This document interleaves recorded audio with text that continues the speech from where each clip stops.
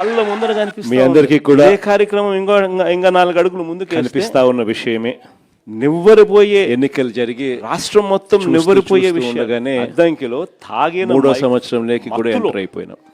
Driver full గా మత్తులో కన్ను మూసుకొని కన్ను తెరిచేసరికి వెనకాల కూర్చున్న ప్యాసింజర్లు ఒక సంవత్సరం దాటితే సివిల్ డ్రెస్ లో ఆ తర్వాత ఎలాగో నా పాదయాత్ర కూడా స్టార్ట్ అయిపోయింది. వాళ్ళ కారు ఆటోని గుద్దినప్పుడు గ్రామస్తులందరూ చుట్టుముట్టున్నారు. డ్రైవరు మత్తులో ఉన్నారు, ప్యాసింజర్లు మత్తులో ఉన్నారు. కన్ను మూసుకొని కన్ను తెరిచేసరికి ఈ 2 ఏళ్ళు కూడా గంజా ముగిసిపోతాయి. గంజాయి చూస్తా చూస్తా డబ్బులు పోలీసు 3వ ఏడాది కూడా పోలీసు యూనిఫామ్ వేగంగా గడిచిపోతా ఉన్న పరిస్థితి ఎవరు కూడా చూస్తా ఉన్నాం. కారులో ఉండేది ఎవరు? ఈ క్రమంలో ఫోన్ చేస్తే ప్రతి ఇంట్లో కూడా ఇప్పటికే చర్చ వచ్చి ఏం చెప్తాడు?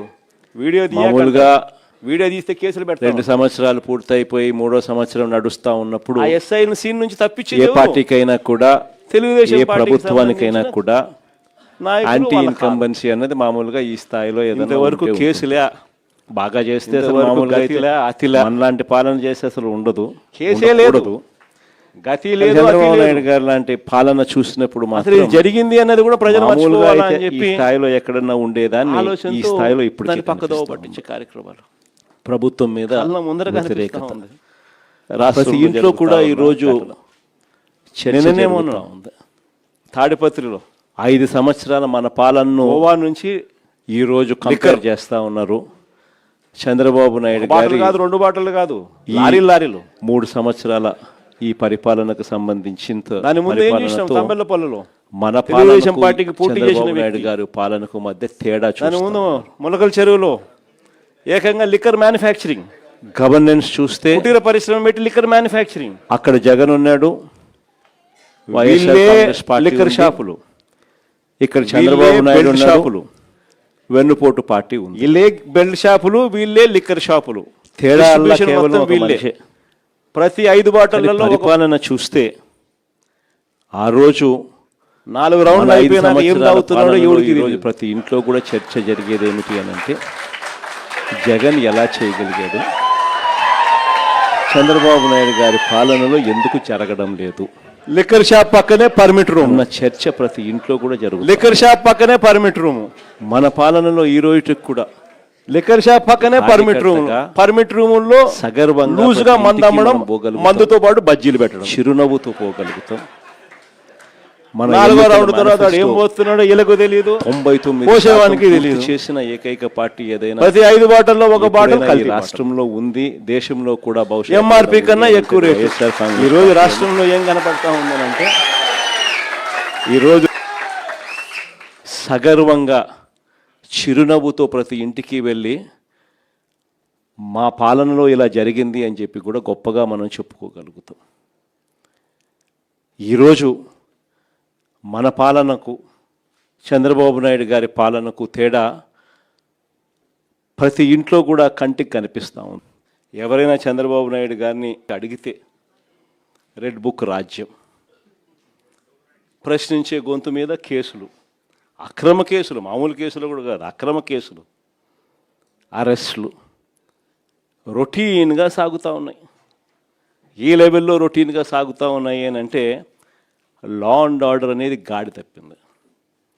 ఎందుకనంటే ఎప్పుడైతే పోలీసులను నువ్వు ఈ మాదిరిగా ఉపయోగించుకోవడం మొదలు పెడతావు అప్పుడు ఆటోమేటిక్లీ గాడ్ అనేది తప్పిపోతుంది. ఈరోజు గాడి ఏ స్థాయిలో గాడి తప్పిందో మీరంతా కూడా చూస్తూ ఉన్నారు. మీ రాజమండ్రిలోనే జరిగిన ఘటన చిన్న ఉదాహరణ చెప్తా. ప్రియాంక అని చెప్పి డాక్టర్ ప్రియాంక అని చెప్పి ఓ పోస్ట్ గ్రాడ్యుయేట్ స్టూడెంట్ కళ్ళ ముందర కనిపిస్తూ ఉంది. సోషల్ మీడియాలో వీడియోస్ చూస్తే వైరల్ అవుతూ ఉన్నాయి. వీడియోస్ చూస్తే నిజంగా బాధ అనిపిస్తుంది. తాగిన మైకంలో మత్తులో, అది మరి గాంజాయా లేకపోతే మద్యమా ఏమో కానీ ఆ మత్తులో గుద్దడం ఒకసారి కూడా కాదు, గుద్దిన తర్వాత మళ్ళీ గుద్దుకుంటూ వెళ్ళిపోవడం.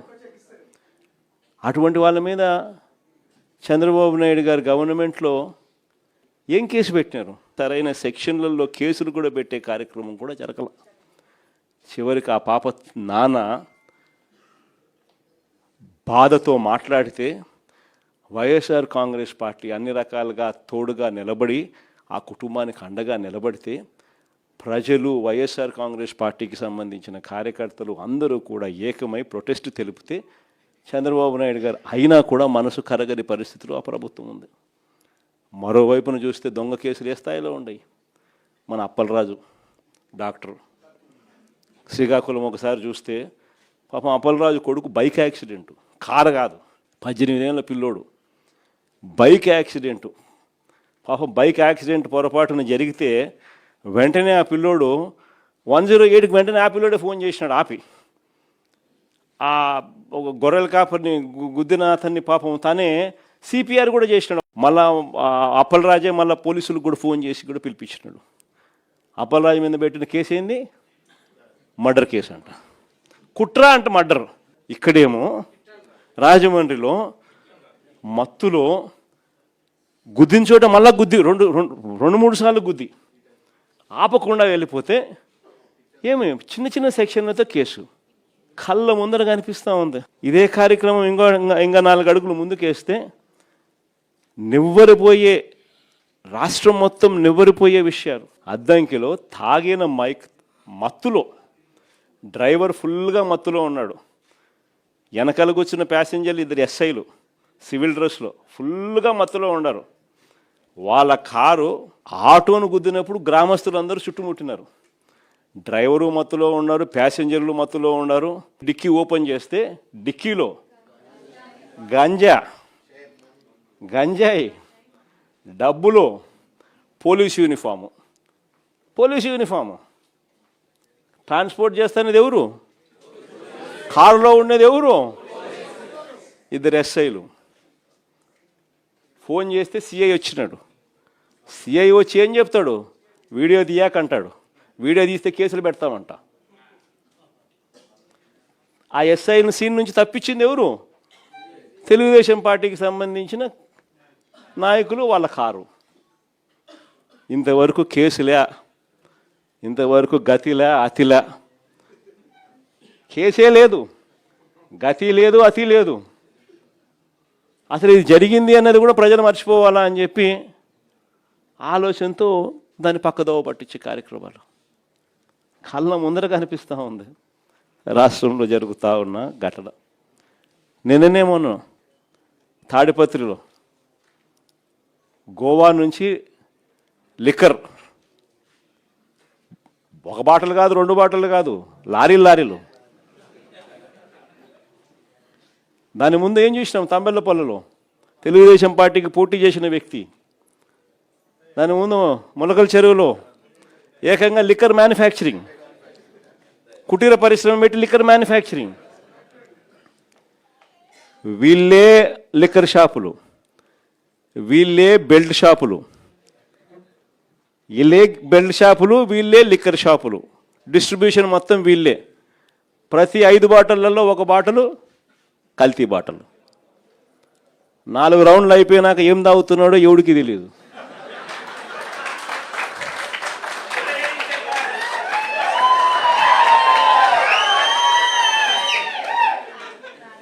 లిక్కర్ షాప్ పక్కనే పర్మిట్ రూము, లిక్కర్ షాప్ పక్కనే పర్మిట్ రూముల్లో లూజ్గా మందు అమ్మడం, మందుతో పాటు బజ్జీలు పెట్టడం. 4వ రౌండ్ తర్వాత వాడు ఏం పోస్తున్నాడో వీళ్ళకు తెలియదు, పోసేవానికి తెలియదు. ప్రతి 5 బాటల్లో 1 బాటలు కల్తీ బాటలు, ఎంఆర్పి కన్నా ఎక్కువ రేటు. ఈరోజు రాష్ట్రంలో ఏం కనపడతా ఉందనంటే, ఈరోజు మట్టి mafia, liquor mafia, sand mafia, అధిక ధరలకు పీపీఏలు, ప్రభుత్వ ఆస్తులను పప్పులకు బెల్లాలకు అమ్మడం, పోర్టులు అమ్మడం, మెడికల్ కాలేజీలు అమ్మడం, విలువైన ప్రభుత్వ భూములను ఇష్టం వచ్చినట్టుగా ఇలా కావలసిన వ్యక్తులకు శనిక్కాయలకు, బెల్లాలకు ₹1 రూపాయికి ఇచ్చేయడం. అమరావతిలో చూస్తే స్క్వేర్ ఫీట్ కట్టడానికి, స్క్వేర్ ఫీట్ అడుక్కు ₹20,000 పైన, స్క్వేర్ ఫీటు ₹20,000 పైన. అదే హైదరాబాద్లోనూ, బెంగళూరులోనూ, చెన్నైలోనూ 5 స్టార్ సదుపాయాలతో ఉన్న రెసిడెన్షియల్ కాంప్లెక్స్ అపార్ట్మెంట్ కట్టాలన్నా 4,500 రూపాయలు, మహా అయితే 5,000 కట్టడానికి అయ్యే ఖర్చు. ఈడ అమరావతిలో ఇసుక ఫ్రీ రాయితీలో 20,000 రూపాయలు కాస్ట్ ఆఫ్ కన్స్ట్రక్షన్. అంటే లూటీ అన్నది ఏ స్థాయిలో జరుగుతుందని చెప్పడానికి ఇవన్నీ కూడా ఎగ్జాంపుల్స్. ఇవి కాకేమంటున్నాడు ఇప్పుడు కొత్తగా పీపీపీ పేరుతో దోచేయడం అంట. ఏందంట, హాస్పిటల్ అంట పీపీపీ అంట, త్రాగునీరంట పీపీపీ అంట, ఆర్టీసీ అంట పీపీపీ అంట, చెత్త ఎత్తడం కూడా ఇక మీదట ప్రైవేట్ వాళ్ళకే అంట. అంటే ఇంక అన్ని ప్రైవేట్ వాళ్ళకంట. అంటే లంచాలు తీసుకోవడము, అన్నీ అమ్మేసేయడము. చంద్రబాబు నాయుడు గారి పాలనలో సంపద సృష్టి అంటే దాని అర్థం గవర్నమెంట్ ఆస్తులన్నీ శనికాయలకు బెల్లాలకు అమ్మడము. రైతుల గురించి కనీసం పట్టించుకునే నాతులు లేడు. ఈరోజు రాష్ట్రంలో కరువు వచ్చింది, 53% వర్షం లోటు కనిపిస్తూ ఉంది. ఎక్కడ చూసినా అదే కనిపిస్తూ ఉంది. ఉత్తరాంధ్ర చూసినా అంతే, సెంట్రల్ ఆంధ్ర చూసినా అంతే, రాయలసీమ చూసినా అంతే, ఎక్కడ చూసినా కూడా ఇదే కనిపిస్తూ ఉంది. ఏ రైతులకు గిట్టుబాటు ధర రాని పరిస్థితి. కనీసం ఈ మాదిరిగా లోటు వర్షపాతం నమోదవుతూ ఉన్నా కూడా ఎక్కడా కూడా ఆల్టర్నేట్ విత్తనాలు ఇచ్చిన పరిస్థితి లేదు. ఉచిత పంటల బీమా ఈయన దగ్గరుండి తీసేసినాడు. ఇన్పుట్ సబ్సిడీ సమయానికే ఇచ్చే ఇన్పుట్ సబ్సిడీ మన ప్రభుత్వ హయాంలోనే సీజన్ ముగిసేలోగానే ఇచ్చే ఇన్పుట్ సబ్సిడీ తీసేసినాడు. ఆర్బీకేలు నిర్వీర్యం, ఈ క్రాప్ నిర్వీర్యం, రైతులకు 0 వడ్డీ పథకం 0. చివరికి ఏ స్థాయిలో వీళ్ళకు ప్లానింగ్ అనేది లేకుండా చేస్తూ ఉన్నారనంటే, శ్రీశైలంలో ఎఫ్ఆర్ఎల్ ఫుల్ రిజర్వాయర్ లెవెల్ 878 అడుగులు పైన ఉంటేనే నువ్వు పోతిరెడ్డిపాడు ద్వారా రాయలసీమకు నీళ్ళు ఇవ్వగలుగుతావు, ఫుల్ డిశ్చార్జ్ డ్రా చేయగలుగుతాం 44,000 క్యూసెక్స్. 878 అడుగులు శ్రీశైలంలో ఉంది, కానీ రాయలసీమకు నీళ్ళు ఇవ్వడంలా. పక్కన తెలంగాణ పవర్ హౌస్లో నుంచి power generation, Andhra power generation. Telangana వాళ్ళు 800 అడుగుల్లో నుంచి పంపు కూడా చేస్తున్నారు నీళ్ళు, భీమా, నెట్టంపాడు, కోయిల్ సాగర్. రాయలసీమకు మాత్రం నీళ్ళు ఇవ్వడంలా. 878 అడుగుల నుంచి వీళ్ళు లెఫ్ట్ రైట్ సెంటర్ కిందికి నీళ్ళు కొడతా ఉంటే, ఆ నీళ్లు 878 అడుగుల నుంచి కిందికి వచ్చేస్తే ఆ తర్వాత నువ్వు ఎలాగో రాయలసీమకు నీళ్ళు లేవు, ఇవ్వాలనుకున్నా లేవు. ఎందుకంటే ఆ లెవెల్ ఉంటేనే నీళ్ళు ఇవ్వగలుగుతాం. రాయలసీమ లిఫ్ట్కేమో ఈయన వ్యతిరేకము. అసలు ప్లానింగ్ అనేది లేదు. రైతులు అనేది ఏమవుతున్నారు అనేది చీకు చింత లేదు. కేసీ కెనాల్, తెలుగు గంగ మొత్తం వేసుకున్న పంటలంతా కూడా నష్టపోతున్నారు. నీళ్ళు లేని పరిస్థితులు కనపడతా ఉన్నా కూడా పట్టించుకునే నాతులు లేడు. ఫస్ట్ అంతా ఏమన్నాడు, ఈయనంతకి ఈయనే పంటలు ఏమని చెప్పినాడు.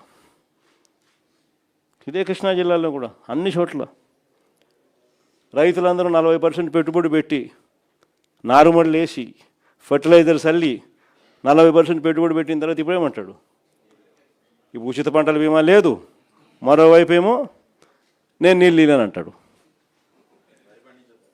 రైతులకి ఏమైనా చేస్తున్నావా అంటే ఏమి చేయడు. రాష్ట్రంలో ఇది పరిస్థితి. ఎక్కడా కూడా పిల్లలు సంతోషంగా లేరు.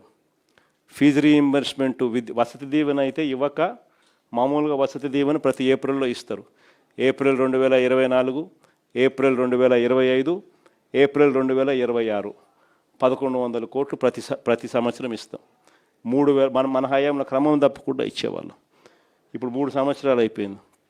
ఏప్రిల్ 2024, ఏప్రిల్ 2025, ఏప్రిల్ 2026 3,300 కోట్లు రూపాయల పిల్లలకు వసతి దీవెన కింద.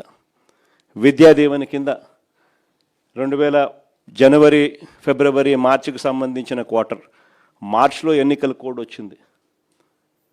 జనవరి, ఫిబ్రవరి, మార్చికి సంబంధించింది ఏప్రిల్లో వెరిఫికేషన్ చేసి మేలో ఇవ్వాలి. అక్కడ ఆగిపోయింది అంతే. అక్కడ నుంచి ఈ సంవత్సరం కూడా లెక్కేసుకుంటే, ఈ సంవత్సరం మార్చి దాకా కూడా లెక్కేసుకుంటే 13 క్వార్టర్స్, అంటే 13 త్రైమాసికాలు. ఈ సంవత్సరం ఎండ్ దాకా తీసుకుంటే 13 క్వార్టర్స్, ఒక్కొక్క క్వార్టర్కు 700 కోట్లు ఖర్చు అవుతుంది ఫీజు రీయింబర్స్మెంట్ కింద ఇవ్వాలంటే.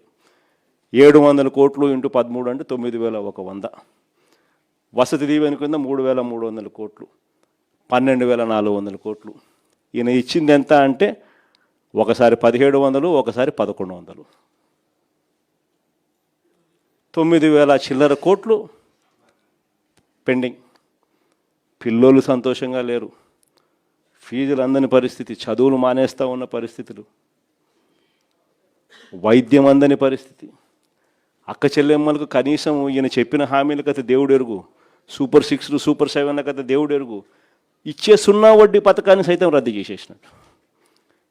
పొదుపు సంఘాలకు బ్యాంకుల్లో రుణాలు ఇచ్చే రుణాలు మన హయాంలో చంద్రబాబు నాయుడు వదిలేసిన ఇప్పుడు 20,000 కోట్ల చిల్లర ఉన్న రుణాలను మన హయాంలో క్రమంగా పెంచుకుంటూ పోయి 49,000 కోట్లకు తీసుకుపోయినాం. అక్క చెల్లెమ్మలకు మనం చేయూతనిచ్చినాం, ఆసరా ఇచ్చినాం, 0 వడ్డీ ఇచ్చినాం. రకరకాల పద్ధతుల్లో చేయి పట్టుకొని నడిపించుకుంటూ పోతే బ్యాంకులకు భరోసా కలిగి అక్క చెల్లెమ్మలు కూడా వేగంగా కట్టడం మొదలెట్టి ఏకంగా 20,000 నుంచి 49,000 కోట్లకు మన హయాంలో పెరుగుదల ఉంటే ఇప్పుడు 49,000 కోట్ల నుంచి ఈ రోజుకి 39,000 కోట్లకు పడిపోయింది చంద్రబాబు నాయుడు గారి హయాంలో.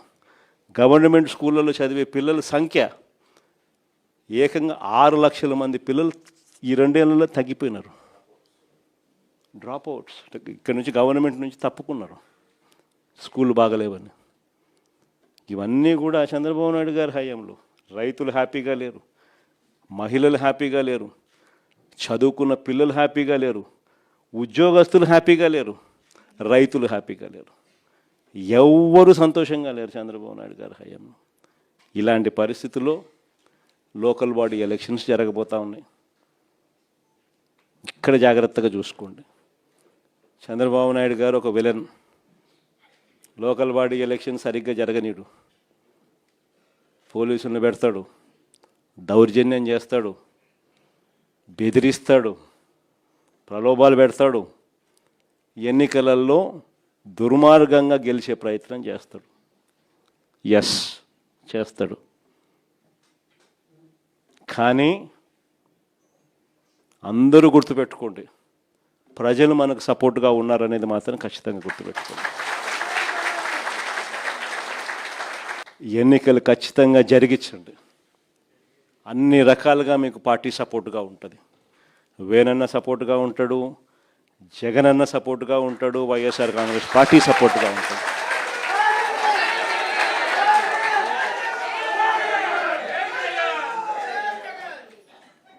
గెలుపు ఓటమిలు వాళ్ళు ఏ రకంగా మేనేజ్ చేసినా, ఏ రకంగా ఒత్తిడి తీసుకొచ్చినా, ఏ రకంగా పోలీసులను పెట్టుకొని ఏం చేసినా కూడా యుద్ధం మాత్రం జరగాలి.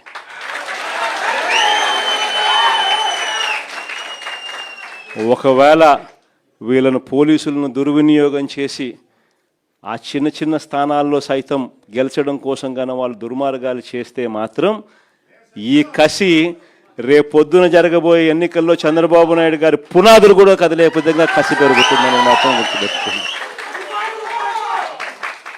కాబట్టి ఖచ్చితంగా గట్టిగా పోటీ ఎదుర్కొందాం. ఎన్ని ఇబ్బందులు పెట్టినా కూడా కళ్ళు మూసుకొని కళ్ళు తెరిచేసరికి ఇంకొక సంవత్సరంలో జగనన్న పాదయాత్ర స్టార్ట్ అవుతుంది, ఇంకొక సంవత్సరంలో ఎన్నికలు జరుగుతాయి అనేది మనవలను నడిపించే విధంగా మనం ఎదురును ట్యూన్ చేసుకుందాం, గట్టిగా యుద్ధం చేద్దాం. చంద్రబాబు నాయుడు ప్రజలకు చేసింది ఏమీ లేదు. ప్రజలకు చేసింది చంద్రబాబు నాయుడు గారి పాలనలో ఈ వెన్నుపోటు పార్టీ ప్రజలకు చేసింది ఒకటి వెన్నుపోటు పొడవడం తప్ప ఇంక చేసింది ఏమీ లేదు. కాబట్టి ఖచ్చితంగా గెలుస్తాము. లాస్ట్ ఎలక్షన్స్లో మీరు తిరిగినారు, ప్రతి గ్రామంలోనూ కార్యకర్తలందరినీ కూడా మీరు గుర్తుపడతారు. ప్రతి గ్రామంలోనూ ఆ కార్యకర్తలకు అందరికీ తోడుగా ఉండే కార్యక్రమాలు దగ్గరుండి చేయమని చెప్పి కూడా నేనే వేనన్న కూడా చెప్పిన. వేనన్న మంచి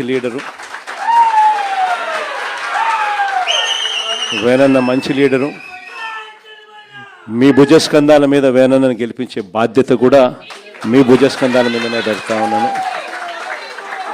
తోడుగా నిలవండి. రాజమండ్రి రూరల్ నియోజకవర్గం నుంచి వచ్చిన వైఎస్ఆర్ సిపికి సంబంధించిన ముఖ్యమైన నాయకులు, పార్టీ విభాగాల్లోని వివిధ హోదాల్లో పనిచేస్తూ ఉన్న అందరికీ కూడా, నాయకులకు, కార్యకర్తలకు, స్నేహితులకు అందరికీ కూడా హృదయపూర్వకంగా వెల్కమ్ చెప్తా ఉన్నాను. మీ అందరికీ కూడా కనిపిస్తూ ఉన్న విషయమే, ఎన్నికలు జరిగి చూస్తూ ఉండగానే 3వ సంవత్సరంలోకి కూడా ఎంటర్ అయిపోయినాం. ఇక కళ్ళు మూసుకొని కళ్ళు తెరిచేసరికి ఇంకొక సంవత్సరం దాటితే ఆ తర్వాత ఎలాగో నా పాదయాత్ర కూడా స్టార్ట్ అయిపోతుంది.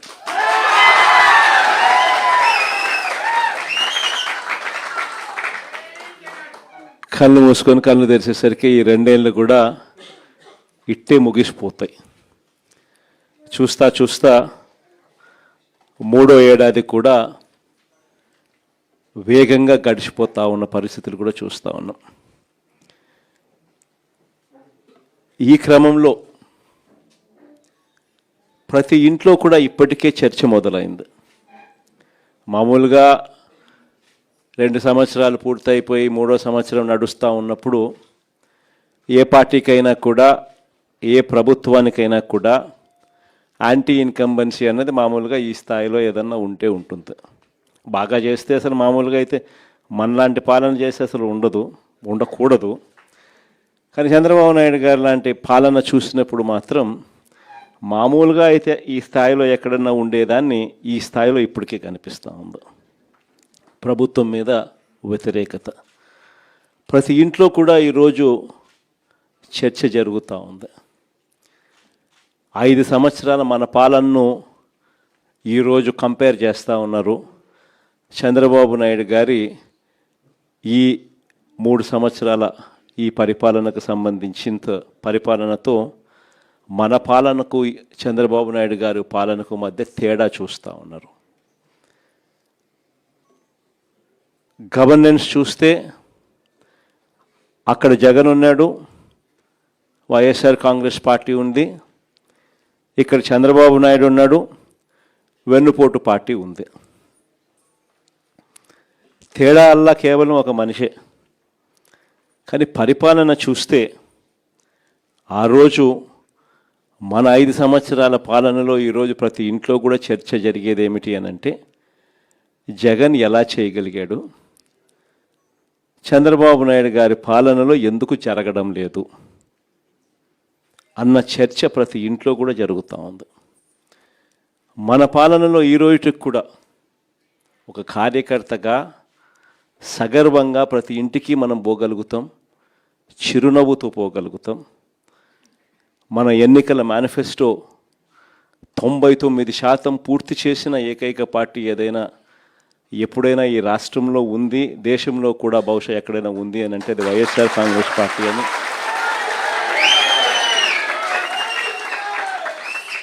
సగర్వంగా చిరునవ్వుతో ప్రతి ఇంటికి వెళ్ళి మా పాలనలో ఇలా జరిగింది అని చెప్పి కూడా గొప్పగా మనం చెప్పుకోగలుగుతాం. ఈరోజు మన పాలనకు చంద్రబాబు నాయుడు గారి పాలనకు తేడా ప్రతి ఇంట్లో కూడా కంటికి కనిపిస్తూ ఉంది.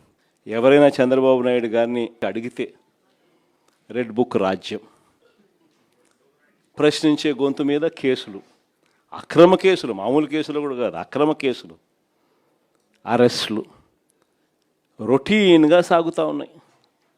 ఈ లెవెల్లో రొటీన్గా సాగుతూ ఉన్నాయి అని అంటే లా అండ్ ఆర్డర్ అనేది గాడి తప్పింది. ఎందుకనంటే ఎప్పుడైతే పోలీసులను నువ్వు ఈ మాదిరిగా ఉపయోగించుకోవడం మొదలు పెడతావు అప్పుడు ఆటోమేటిక్లీ గాడ్ అనేది తప్పిపోతుంది. ఈరోజు గాడి ఏ స్థాయిలో గాడి తప్పిందో మీరంతా కూడా చూస్తూ ఉన్నారు. మీ రాజమండ్రిలోనే జరిగిన ఘటన చిన్న ఉదాహరణ చెప్తా. ప్రియాంక అని చెప్పి డాక్టర్ ప్రియాంక అని చెప్పి ఓ పోస్ట్ గ్రాడ్యుయేట్ స్టూడెంట్ కళ్ళ ముందర కనిపిస్తూ ఉంది. సోషల్ మీడియాలో వీడియోస్ చూస్తే వైరల్ అవుతూ ఉన్నాయి. వీడియోస్ చూస్తే నిజంగా బాధ అనిపిస్తుంది. తాగిన మైకంలో మత్తులో, అది మరి గాంజాయా లేకపోతే మద్యమా ఏమో కానీ ఆ మత్తులో గుద్దడం ఒకసారి కూడా కాదు, గుద్దిన తర్వాత మళ్ళీ గుద్దుకుంటూ వెళ్ళిపోవడం. అటువంటి వాళ్ళ మీద చంద్రబాబు నాయుడు గారి గవర్నమెంట్లో ఏం కేసు పెట్టినారు? సరైన సెక్షన్లలో కేసులు కూడా పెట్టే కార్యక్రమం కూడా జరగల. చివరికి ఆ పాప నాన్న బాధతో మాట్లాడితే వైఎస్ఆర్ కాంగ్రెస్ పార్టీ అన్ని రకాలుగా తోడుగా నిలబడి ఆ కుటుంబానికి అండగా నిలబడితే ప్రజలు వైఎస్ఆర్ కాంగ్రెస్ పార్టీకి సంబంధించిన కార్యకర్తలు అందరూ కూడా ఏకమై ప్రొటెస్ట్ తెలిపితే చంద్రబాబు నాయుడు గారు అయినా కూడా మనసు కరగని పరిస్థితిలో ఆ ప్రభుత్వం ఉంది. మరోవైపున చూస్తే దొంగ కేసులు ఏ స్థాయిలో ఉన్నాయి. మన అప్పలరాజు డాక్టర్ శ్రీకాకుళం ఒకసారి చూస్తే పాపం అప్పలరాజు కొడుకు బైక్ యాక్సిడెంటు, కారు కాదు, 18 ఏళ్ళ పిల్లోడు, బైక్ యాక్సిడెంటు. పాపం బైక్ యాక్సిడెంట్ పొరపాటున జరిగితే వెంటనే ఆ పిల్లోడు 108కి వెంటనే ఆ పిల్లోడే ఫోన్ చేసినాడు. ఆపి ఆ ఒక గొర్రెల కాపరిని గుద్దిన అతన్ని పాపం తానే సిపిఆర్ కూడా చేసినాడు. మళ్ళా అప్పలరాజే మళ్ళీ పోలీసులకు కూడా ఫోన్ చేసి కూడా పిలిపించినాడు. అప్పలరాజు మీద పెట్టిన కేసు ఏంది? మర్డర్ కేసు అంట, కుట్ర అంట మర్డర్. ఇక్కడేమో రాజమండ్రిలో మత్తులో గుద్దిన చోట మళ్ళా గుద్ది రెండు మూడు సార్లు గుద్ది ఆపకుండా వెళ్ళిపోతే ఏమి చిన్న చిన్న సెక్షన్లతో కేసు కళ్ళ ముందర కనిపిస్తూ ఉంది. ఇదే కార్యక్రమం ఇంకా 4 అడుగులు ముందుకేస్తే నివ్వరిపోయే, రాష్ట్రం మొత్తం నివ్వరిపోయే విషయాలు. అద్దంకిలో తాగిన మత్తులో డ్రైవర్ ఫుల్గా మత్తులో ఉన్నాడు. వెనకాల కూర్చున్న ప్యాసింజర్లు 2 ఎస్ఐలు సివిల్ డ్రెస్లో ఫుల్గా మత్తులో ఉన్నారు. వాళ్ళ కారు ఆటోను గుద్దినప్పుడు గ్రామస్తులందరూ చుట్టుముట్టినారు. డ్రైవరు మత్తులో ఉన్నారు, ప్యాసింజర్లు మత్తులో ఉన్నారు. డిక్కీ ఓపెన్ చేస్తే డిక్కీలో గంజాయి, డబ్బులు, పోలీసు యూనిఫాము. ట్రాన్స్పోర్ట్ చేస్తున్నది ఎవరు? కారులో ఉండేది ఎవరు? 2 ఎస్ఐలు. ఫోన్ చేస్తే సిఐ వచ్చినాడు. సిఐ వచ్చి ఏం చెప్తాడు? వీడియో తీయాకంటాడు. వీడియో తీస్తే కేసులు పెడతామంట. ఆ ఎస్ఐని సీన్ నుంచి తప్పించింది ఎవరు? తెలుగుదేశం పార్టీకి సంబంధించిన నాయకులు, వాళ్ళ కారు.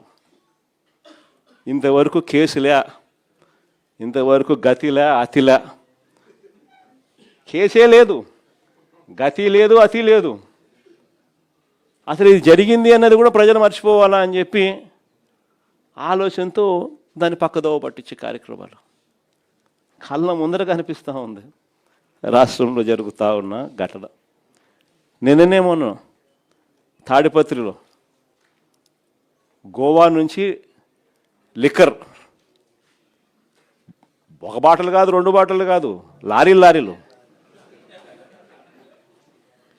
దాని ముందు ఏం చూసినాం? తంబెల్లపల్లిలో తెలుగుదేశం పార్టీకి పోటీ చేసిన వ్యక్తి, దాని ముందు ములకల చెరువులో ఏకంగా లిక్కర్ మ్యానుఫ్యాక్చరింగ్, కుటీర పరిశ్రమ పెట్టి లిక్కర్ మ్యానుఫ్యాక్చరింగ్. వీళ్ళే లిక్కర్ షాపులు, వీళ్ళే బెల్ట్ షాపులు, వీళ్ళే లిక్కర్ షాపులు. డిస్ట్రిబ్యూషన్ మొత్తం వీళ్ళే. ప్రతి 5 బాటళ్లలో 1 బాటలు కల్తీ బాటలు. 4 రౌండ్లు అయిపోయినాక ఏం తాగుతున్నాడో ఎవడికి తెలియదు.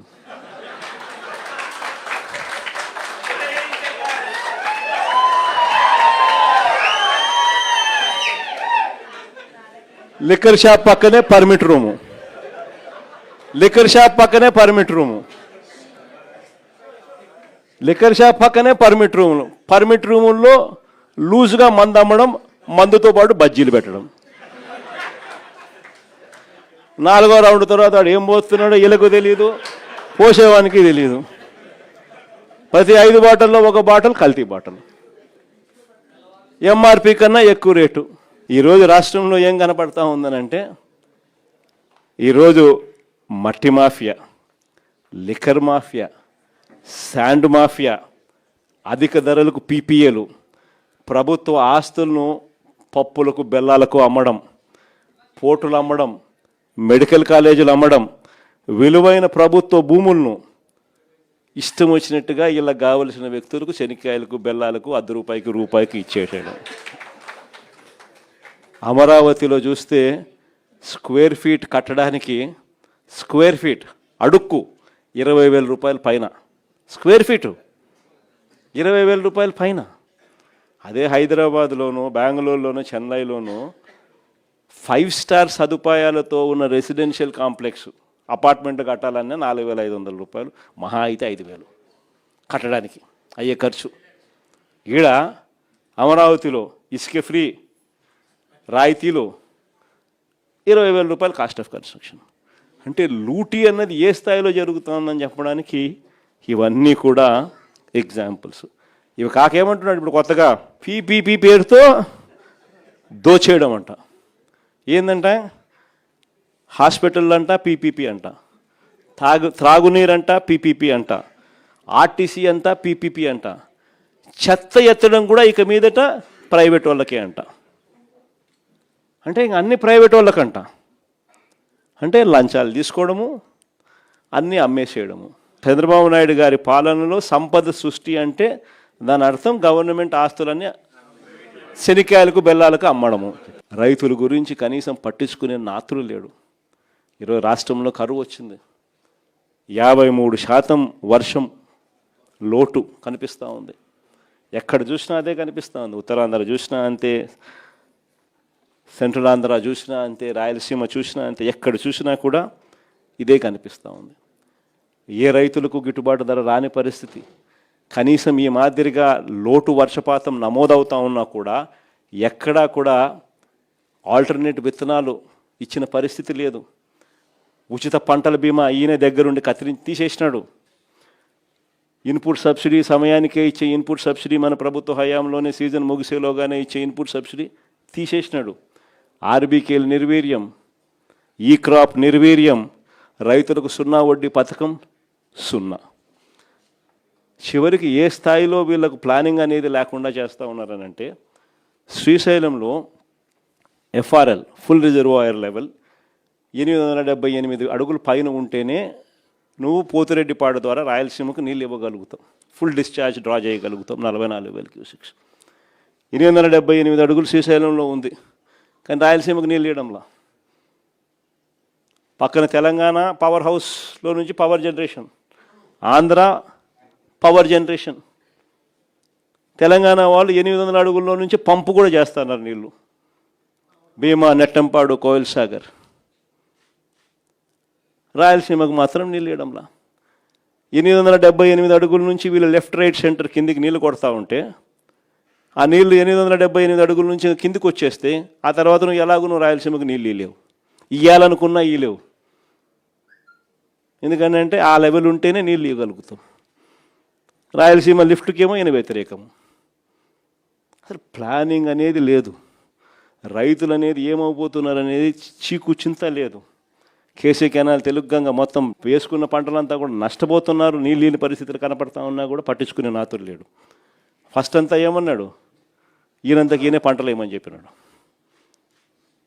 ఇదే కృష్ణా జిల్లాలో కూడా అన్ని చోట్ల రైతులందరూ 40% పెట్టుబడి పెట్టి నారుమడులు వేసి ఫర్టిలైజర్స్ అల్లి 40% పెట్టుబడి పెట్టిన తర్వాత ఇప్పుడేమంటాడు, ఇప్పుడు ఉచిత పంటల బీమా లేదు, మరోవైపు ఏమో నేను నీళ్ళు ఇవ్వను అంటాడు. రైతులకి ఏమైనా చేస్తున్నావా అంటే ఏమి చేయడు. రాష్ట్రంలో ఇది పరిస్థితి. ఎక్కడా కూడా పిల్లలు సంతోషంగా లేరు. ఫీజు రీయింబర్స్మెంట్, వసతి దీవెన అయితే ఇవ్వక, మామూలుగా వసతి దీవెన ప్రతి ఏప్రిల్లో ఇస్తారు. ఏప్రిల్ 2024, ఏప్రిల్ 2025, ఏప్రిల్ 2026 1,100 కోట్లు ప్రతి సంవత్సరం ఇస్తాం. 3,000 మన హయాంలో క్రమం తప్పకుండా ఇచ్చేవాళ్ళం. ఇప్పుడు 3 సంవత్సరాలు అయిపోయింది. ఏప్రిల్ 2024, ఏప్రిల్ 2025, ఏప్రిల్ 2026 3,300 కోట్లు రూపాయల పిల్లలకు వసతి దీవెన కింద. విద్యా దీవెన కింద 2000 జనవరి, ఫిబ్రవరి, మార్చికి సంబంధించిన క్వార్టర్, మార్చిలో ఎన్నికల కోడ్ వచ్చింది. జనవరి, ఫిబ్రవరి, మార్చికి సంబంధించింది ఏప్రిల్లో వెరిఫికేషన్ చేసి మేలో ఇవ్వాలి. అక్కడ ఆగిపోయింది అంతే. అక్కడ నుంచి ఈ సంవత్సరం కూడా లెక్కేసుకుంటే, ఈ సంవత్సరం మార్చి దాకా కూడా లెక్కేసుకుంటే 13 క్వార్టర్స్, అంటే 13 త్రైమాసికాలు. ఈ సంవత్సరం ఎండ్ దాకా తీసుకుంటే 13 క్వార్టర్స్, ఒక్కొక్క క్వార్టర్కు 700 కోట్లు ఖర్చు అవుతుంది ఫీజు రీయింబర్స్మెంట్ కింద ఇవ్వాలంటే. 700 కోట్లు ఇంటూ 13 అంటే 9,100. వసతి దీవెన కింద 3,300 కోట్లు. 12,400 కోట్లు. ఈయన ఇచ్చింది ఎంత అంటే ఒకసారి 1,700, ఒకసారి 1,100. 9,000 చిల్లర కోట్లు పెండింగ్. పిల్లోళ్ళు సంతోషంగా లేరు, ఫీజులు అందని పరిస్థితి, చదువులు మానేస్తూ ఉన్న పరిస్థితులు, వైద్యం అందని పరిస్థితి. అక్క చెల్లెమ్మలకు కనీసం ఈయన చెప్పిన హామీల కథ దేవుడు ఎరుగు, సూపర్ 6, సూపర్ 7 కథ దేవుడు ఎరుగు. ఇచ్చే 0 వడ్డీ పథకాన్ని సైతం రద్దు చేసేసినట్టు. పొదుపు సంఘాలకు బ్యాంకుల్లో రుణాలు ఇచ్చే రుణాలు మన హయాంలో చంద్రబాబు నాయుడు వదిలేసినప్పుడు 20,000 కోట్ల చిల్లర ఉన్న రుణాలను మన హయాంలో క్రమంగా పెంచుకుంటూ పోయి 49,000 కోట్లకు తీసుకుపోయినాం. అక్క చెల్లెమ్మలకు మనం చేయూతనిచ్చినాం, ఆసరా ఇచ్చినాం, 0 వడ్డీ ఇచ్చినాం. రకరకాల పద్ధతుల్లో చేయి పట్టుకొని నడిపించుకుంటూ పోతే బ్యాంకులకు భరోసా కలిగి అక్క చెల్లెమ్మలు కూడా వేగంగా కట్టడం మొదలెట్టి ఏకంగా 20,000 నుంచి 49,000 కోట్లకు మన హయాంలో పెరుగుదల ఉంటే ఇప్పుడు 49,000 కోట్ల నుంచి ఈ రోజుకి 39,000 కోట్లకు పడిపోయింది చంద్రబాబు నాయుడు గారి హయాంలో. గవర్నమెంట్ స్కూళ్ళలో చదివే పిల్లల సంఖ్య ఏకంగా 6 లక్షల మంది పిల్లలు ఈ 2 ఏళ్లలో తగ్గిపోయినారు. డ్రాప్ అవుట్స్, ఇక్కడ నుంచి గవర్నమెంట్ నుంచి తప్పుకున్నారు, స్కూళ్ళు బాగలేవని. ఇవన్నీ కూడా చంద్రబాబు నాయుడు గారి హయాంలో. రైతులు హ్యాపీగా లేరు, మహిళలు హ్యాపీగా లేరు, చదువుకున్న పిల్లలు హ్యాపీగా లేరు, ఉద్యోగస్తులు హ్యాపీగా లేరు, రైతులు హ్యాపీగా లేరు, ఎవ్వరూ సంతోషంగా లేరు చంద్రబాబు నాయుడు గారి హయాంలో. ఇలాంటి పరిస్థితుల్లో లోకల్ బాడీ ఎలక్షన్స్ జరగబోతూ ఉన్నాయి. ఇక్కడ జాగ్రత్తగా చూసుకోండి. చంద్రబాబు నాయుడు గారు ఒక విలన్. లోకల్ బాడీ ఎలక్షన్ సరిగ్గా జరగనీడు, పోలీసులను పెడతాడు, దౌర్జన్యం చేస్తాడు, బెదిరిస్తాడు, ప్రలోభాలు పెడతాడు, ఎన్నికలలో దుర్మార్గంగా గెలిచే ప్రయత్నం చేస్తాడు. ఎస్, చేస్తాడు. కానీ అందరూ గుర్తుపెట్టుకోండి, ప్రజలు మనకు సపోర్ట్గా ఉన్నారనేది మాత్రం ఖచ్చితంగా గుర్తుపెట్టుకోండి. ఎన్నికలు ఖచ్చితంగా జరిగించండి. అన్ని రకాలుగా మీకు పార్టీ సపోర్ట్గా ఉంటుంది. వేనన్న సపోర్ట్గా ఉంటాడు, జగనన్న సపోర్ట్గా ఉంటాడు, వైఎస్ఆర్ కాంగ్రెస్ పార్టీ సపోర్ట్గా ఉంటుంది.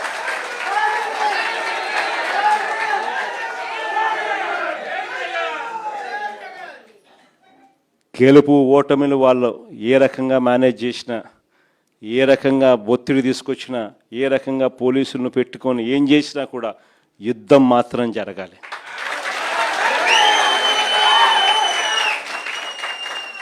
ఒకవేళ వీళ్ళను పోలీసులను దుర్వినియోగం చేసి ఆ చిన్న చిన్న స్థానాల్లో సైతం గెలిచడం కోసం గాన వాళ్ళు దుర్మార్గాలు చేస్తే మాత్రం ఈ కసి రేపొద్దున జరగబోయే ఎన్నికల్లో చంద్రబాబు నాయుడు గారి పునాదులు కూడా కదిలే విధంగా కసి పెరుగుతుందని మాత్రం గుర్తుపెట్టుకుంది. కాబట్టి ఖచ్చితంగా గట్టిగా పోటీ ఎదుర్కొందాం. ఎన్ని ఇబ్బందులు పెట్టినా కూడా కళ్ళు మూసుకొని కళ్ళు తెరిచేసరికి ఇంకొక సంవత్సరంలో జగనన్న పాదయాత్ర స్టార్ట్ అవుతుంది, ఇంకొక సంవత్సరంలో ఎన్నికలు జరుగుతాయి అనేది మనల్ని నడిపించే విధంగా మనం ఎదురును ట్యూన్ చేసుకుందాం, గట్టిగా యుద్ధం చేద్దాం. చంద్రబాబు నాయుడు ప్రజలకు చేసింది ఏమీ లేదు. ప్రజలకు చేసింది చంద్రబాబు నాయుడు గారి పాలనలో ఈ వెన్నుపోటు పార్టీ ప్రజలకు చేసింది ఒకటి వెన్నుపోటు పొడవడం తప్ప ఇంక చేసింది ఏమీ లేదు. కాబట్టి ఖచ్చితంగా గెలుస్తాము. లాస్ట్ ఎలక్షన్స్లో మీరు తిరిగినారు, ప్రతి గ్రామంలోనూ కార్యకర్తలందరినీ కూడా మీరు గుర్తుపడతారు. ప్రతి గ్రామంలోనూ ఆ కార్యకర్తలకు అందరికీ తోడుగా ఉండే కార్యక్రమాలు దగ్గరుండి చేయమని చెప్పి కూడా నేనే వేనన్న కూడా చెప్పిన. వేనన్న మంచి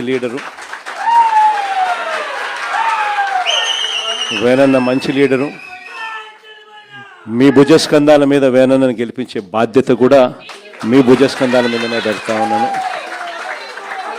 తోడుగా నిలవండి. రాజమండ్రి రూరల్ నియోజకవర్గం నుంచి వచ్చిన వైఎస్ఆర్ సిపికి సంబంధించిన ముఖ్యమైన నాయకులు, పార్టీ విభాగాల్లోని వివిధ హోదాల్లో పనిచేస్తూ ఉన్న అందరికీ కూడా, నాయకులకు, కార్యకర్తలకు, స్నేహితులకు అందరికీ కూడా హృదయపూర్వకంగా వెల్కమ్ చెప్తా ఉన్నాను. మీ అందరికీ కూడా కనిపిస్తూ ఉన్న విషయమే, ఎన్నికలు జరిగి చూస్తూ ఉండగానే 3వ సంవత్సరంలోకి కూడా ఎంటర్ అయిపోయినాం. కళ్ళు మూసుకొని కళ్ళు తెరిచేసరికి ఇంకొక సంవత్సరం దాటితే ఆ తర్వాత ఎలాగో నా పాదయాత్ర కూడా స్టార్ట్ అయిపోతుంది.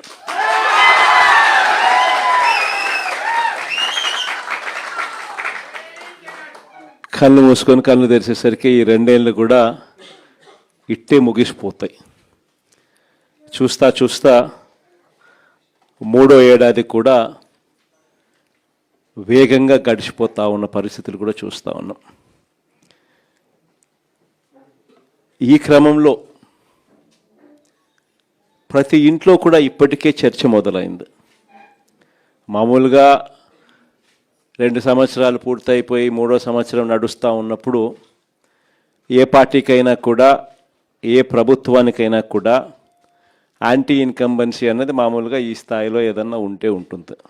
బాగా చేస్తే అసలు మామూలుగా అయితే మనలాంటి పాలన చేస్తే అసలు ఉండకూడదు.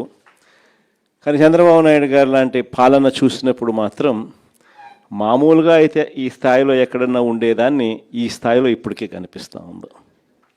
ప్రభుత్వం మీద వ్యతిరేకత ప్రతి ఇంట్లో కూడా ఈరోజు చర్చ జరుగుతూ ఉంది. 5 సంవత్సరాల మన పాలనను ఈరోజు కంపేర్ చేస్తూ ఉన్నారు. చంద్రబాబు నాయుడు గారి ఈ 3 సంవత్సరాల ఈ పరిపాలనకు సంబంధించిన పరిపాలనతో మన పాలనకు చంద్రబాబు నాయుడు గారి పాలనకు మధ్య తేడా చూస్తూ ఉన్నారు. గవర్నెన్స్ చూస్తే అక్కడ జగన్ ఉన్నాడు, వైఎస్ఆర్ కాంగ్రెస్ పార్టీ ఉంది. ఇక్కడ చంద్రబాబు నాయుడు ఉన్నాడు, వెన్నుపోటు పార్టీ ఉంది. తేడా అల్లా కేవలం ఒక మనిషే. కానీ పరిపాలన చూస్తే ఆ రోజు మన 5 సంవత్సరాల పాలనలో ఈరోజు ప్రతి ఇంట్లో కూడా చర్చ జరిగేది ఏమిటి అని అంటే, జగన్ ఎలా చేయగలిగాడు, చంద్రబాబు నాయుడు గారి పాలనలో ఎందుకు జరగడం లేదు అన్న చర్చ ప్రతి ఇంట్లో కూడా జరుగుతూ ఉంది. మన పాలనలో ఈ రోజుకి కూడా ఒక కార్యకర్తగా సగర్వంగా ప్రతి ఇంటికి మనం పోగలుగుతాం, చిరునవ్వుతో పోగలుగుతాం. మన ఎన్నికల మేనిఫెస్టో 99% పూర్తి చేసిన ఏకైక పార్టీ ఏదైనా ఎప్పుడైనా ఈ రాష్ట్రంలో ఉంది, దేశంలో కూడా బహుశా ఎక్కడైనా ఉంది అని అంటే అది వైఎస్ఆర్ కాంగ్రెస్ పార్టీ అని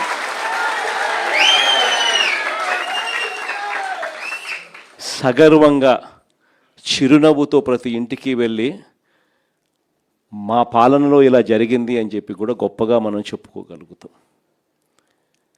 ఈరోజు మన పాలనకు చంద్రబాబు నాయుడు గారి పాలనకు తేడా ప్రతి ఇంట్లో కూడా కంటికి కనిపిస్తూ ఉంది.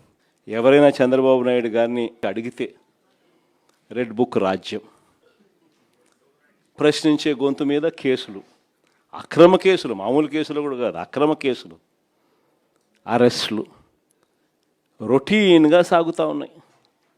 ఈ లెవెల్లో రొటీన్గా సాగుతూ ఉన్నాయి అని అంటే లా అండ్ ఆర్డర్ అనేది గాడి తప్పింది.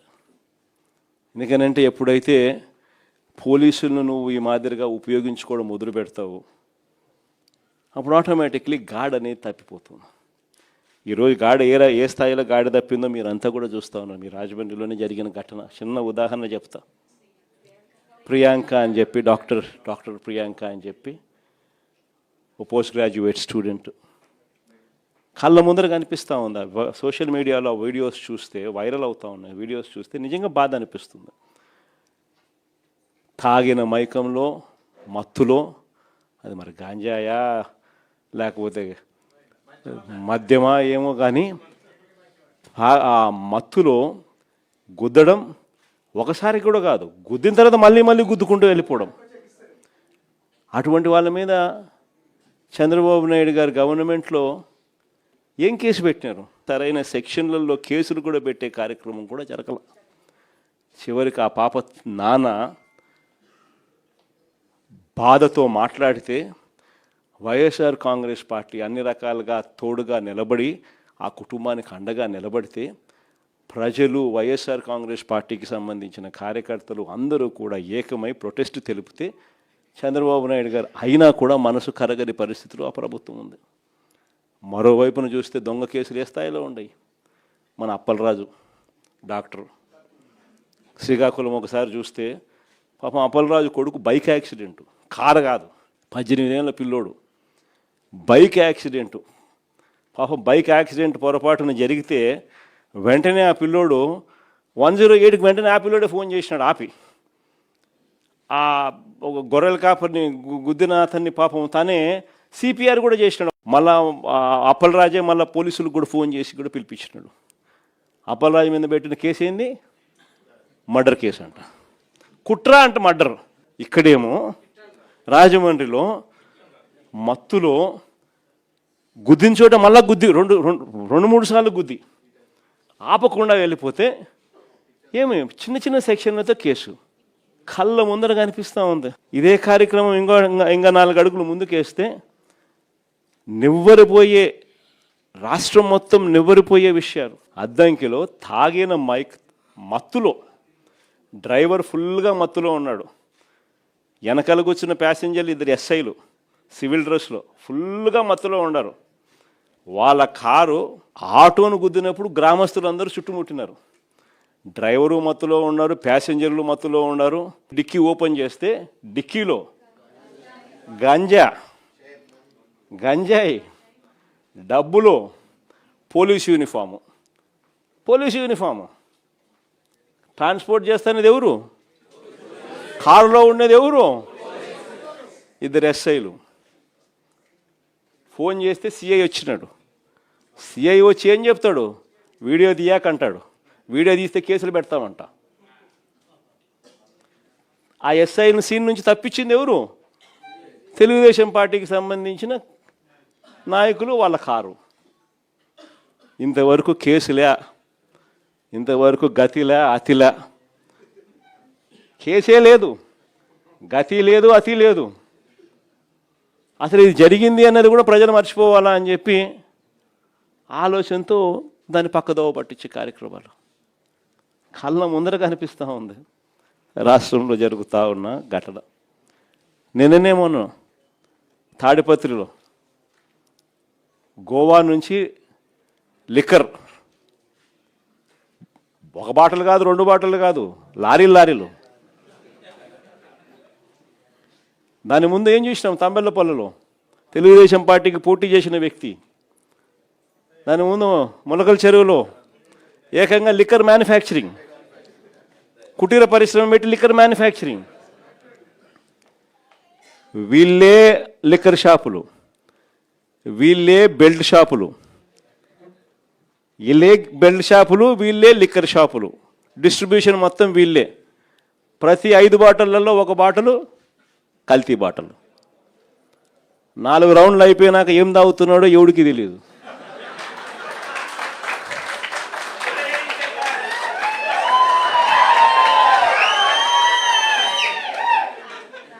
లిక్కర్ షాప్ పక్కనే పర్మిట్ రూము, లిక్కర్ షాప్ పక్కనే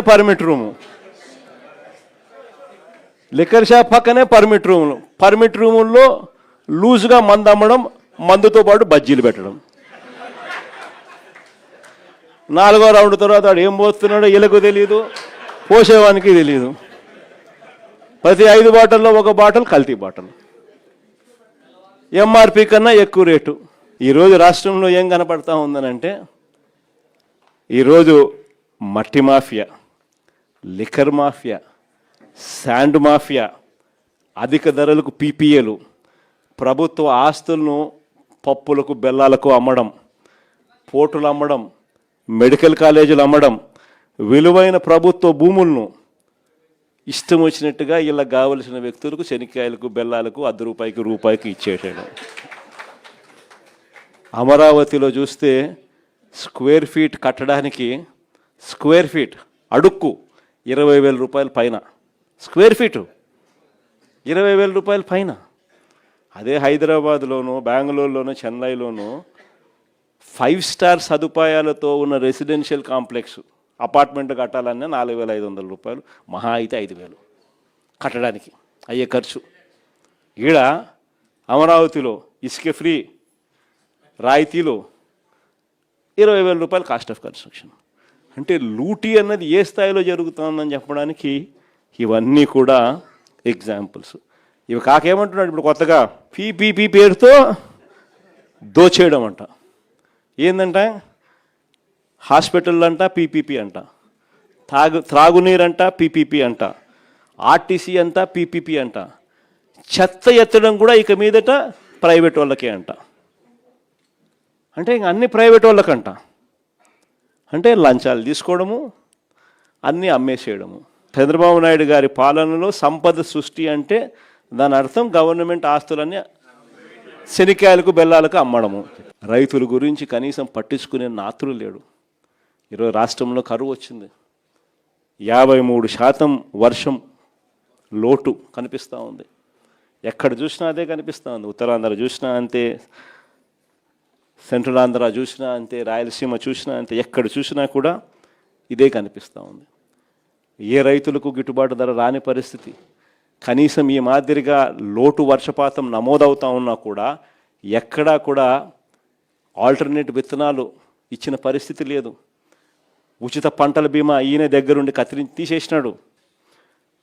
ఇన్పుట్ సబ్సిడీ సమయానికే ఇచ్చే ఇన్పుట్ సబ్సిడీ మన ప్రభుత్వ హయాంలోనే సీజన్ ముగిసేలోగానే ఇచ్చే ఇన్పుట్ సబ్సిడీ తీసేసినాడు. ఆర్బీకేలు నిర్వీర్యం, ఈ క్రాప్ నిర్వీర్యం, రైతులకు 0 వడ్డీ పథకం 0. చివరికి ఏ స్థాయిలో వీళ్ళకు ప్లానింగ్ అనేది లేకుండా చేస్తూ ఉన్నారనంటే, శ్రీశైలంలో ఎఫ్ఆర్ఎల్ ఫుల్ రిజర్వాయర్ లెవెల్ 878 అడుగులు పైన ఉంటేనే నువ్వు పోతిరెడ్డిపాడు ద్వారా రాయలసీమకు నీళ్ళు ఇవ్వగలుగుతావు, ఫుల్ డిశ్చార్జ్ డ్రా చేయగలుగుతాం 44,000 క్యూసెక్స్. 878 అడుగులు శ్రీశైలంలో ఉంది, కానీ రాయలసీమకు నీళ్ళు ఇవ్వడంలా. పక్కన తెలంగాణ పవర్ హౌస్లో నుంచి power generation, Andhra power generation. Telangana వాళ్ళు 800 అడుగుల్లో నుంచి పంపు కూడా చేస్తున్నారు నీళ్ళు. భీమా, నెట్టంపాడు, కోయిల్ సాగర్. రాయలసీమకు మాత్రం నీళ్ళు ఇవ్వడంలా.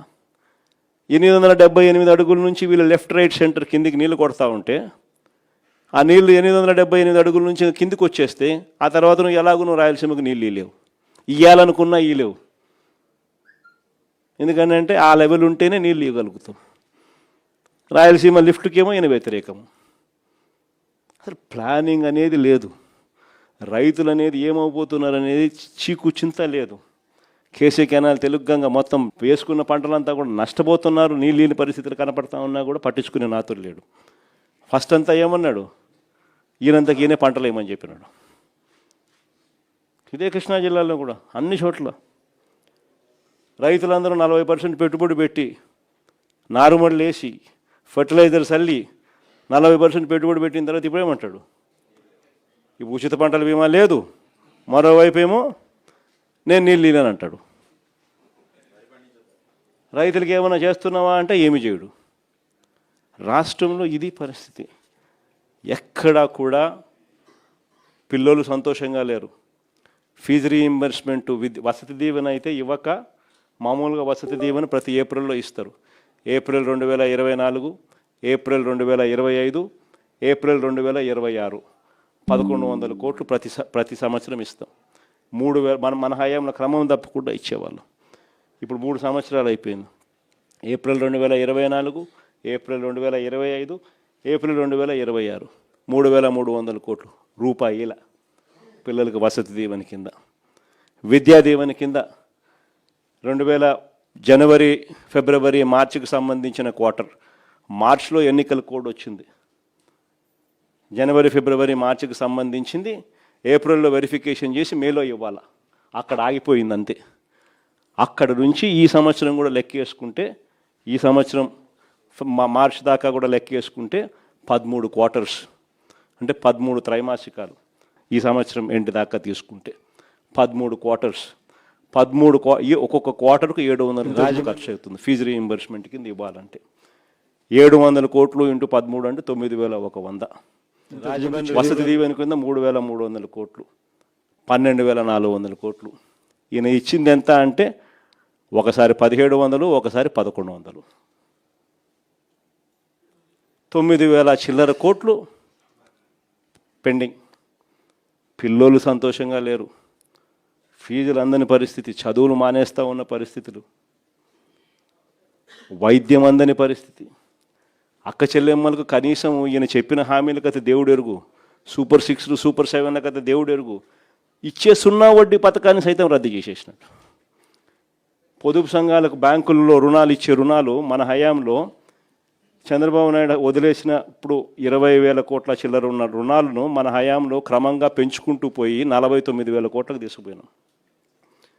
అక్క చెల్లెమ్మలకు ఇంతకు ముందు రాజమండ్రి రూరల్ చూడని విధంగా నియోజకవర్గం నుంచి వచ్చి బడ్జెట్ ప్రవేశపెట్టేటప్పుడే వైఎస్ఆర్ ఏ నెలలో ఏ పథకం సంబంధించిన ముఖ్యమైన నాయకులు బడ్జెట్ అప్పుడే ఆ నెలలో ఏ పథకం వస్తుంది అని చెప్పి క్రమం తప్పకుండా బటన్ వివిధ హోదాల్లో పనిచేస్తా ఉన్నానంటే అది వైఎస్ఆర్సీపీ ప్రభుత్వంలో మాత్రం. అందరికీ కూడా నాయకులకు, కార్యకర్తలకు, స్నేహితులకు అందరికీ నిజంగా ఇది ఒక చరిత్ర. హృదయపూర్వకంగా రాష్ట్రంలో ఇంతకు ముందు ఎప్పుడు కూడా అలాంటి బటన్ నొక్కి అందరికీ కూడా ఇంతవరకు చరిత్ర ఎప్పుడు చూడలేదు. కనిపిస్తా ఉన్న విషయమే.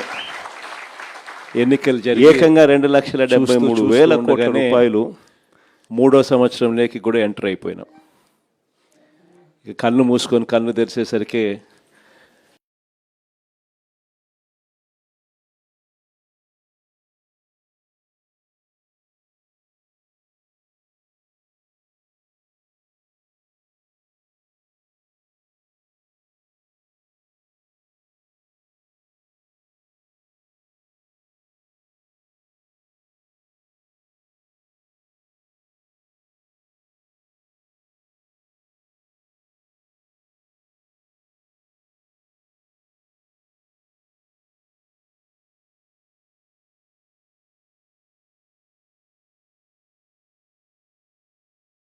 రాజమండ్రి రూరల్ నియోజకవర్గం నుంచి వచ్చిన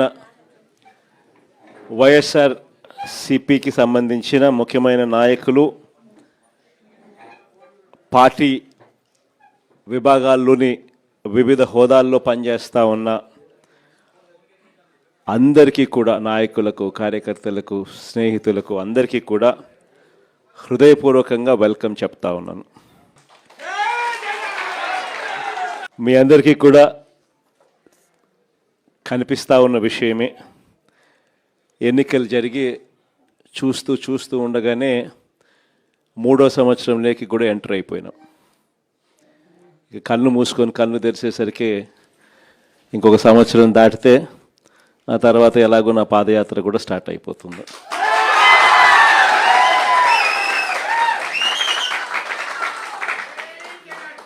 కళ్ళు మూసుకొని కళ్ళు తెరిచేసరికి ఈ 2 ఏళ్ళు కూడా ఇట్టే ముగిసిపోతాయి. చూస్తా 3వ ఏడాది కూడా వేగంగా గడిచిపోతూ ఉన్న పరిస్థితులు కూడా చూస్తూ ఉన్నాం. ఈ క్రమంలో ప్రతి ఇంట్లో కూడా ఇప్పటికే చర్చ మొదలైంది. మామూలుగా 2 సంవత్సరాలు పూర్తయిపోయి 3వ సంవత్సరం నడుస్తూ ఉన్నప్పుడు ఏ పార్టీకైనా కూడా, ఏ ప్రభుత్వానికైనా కూడా యాంటీ ఇన్కంబెన్సీ అన్నది మామూలుగా ఈ స్థాయిలో ఏదన్నా ఉంటే ఉంటుంది. బాగా చేస్తే అసలు మామూలుగా అయితే మనలాంటి పాలన చేస్తే అసలు ఉండకూడదు. కానీ చంద్రబాబు నాయుడు గారు లాంటి పాలన చూసినప్పుడు మాత్రం మామూలుగా అయితే ఈ స్థాయిలో ఎక్కడన్నా ఉండేదాన్ని ఈ స్థాయిలో ఇప్పటికే కనిపిస్తూ ఉంది. ప్రభుత్వం మీద వ్యతిరేకత ప్రతి ఇంట్లో కూడా ఈరోజు చర్చ జరుగుతూ ఉంది. 5 సంవత్సరాల మన పాలనను ఈరోజు కంపేర్ చేస్తూ ఉన్నారు.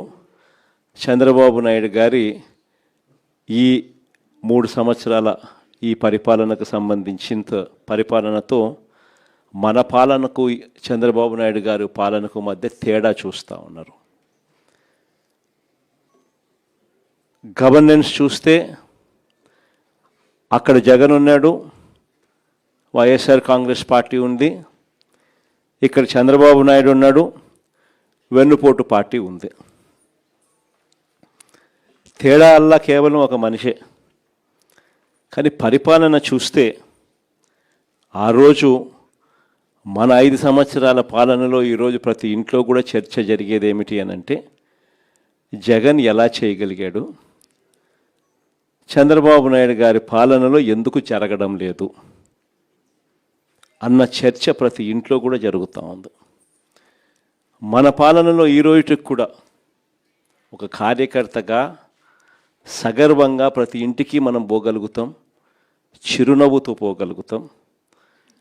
మన ఎన్నికల మేనిఫెస్టో 99% పూర్తి చేసిన ఏకైక పార్టీ ఏదైనా ఎప్పుడైనా ఈ రాష్ట్రంలో ఉంది, దేశంలో కూడా బహుశా ఎక్కడైనా ఉంది అని అంటే అది వైఎస్ఆర్ కాంగ్రెస్ పార్టీ అని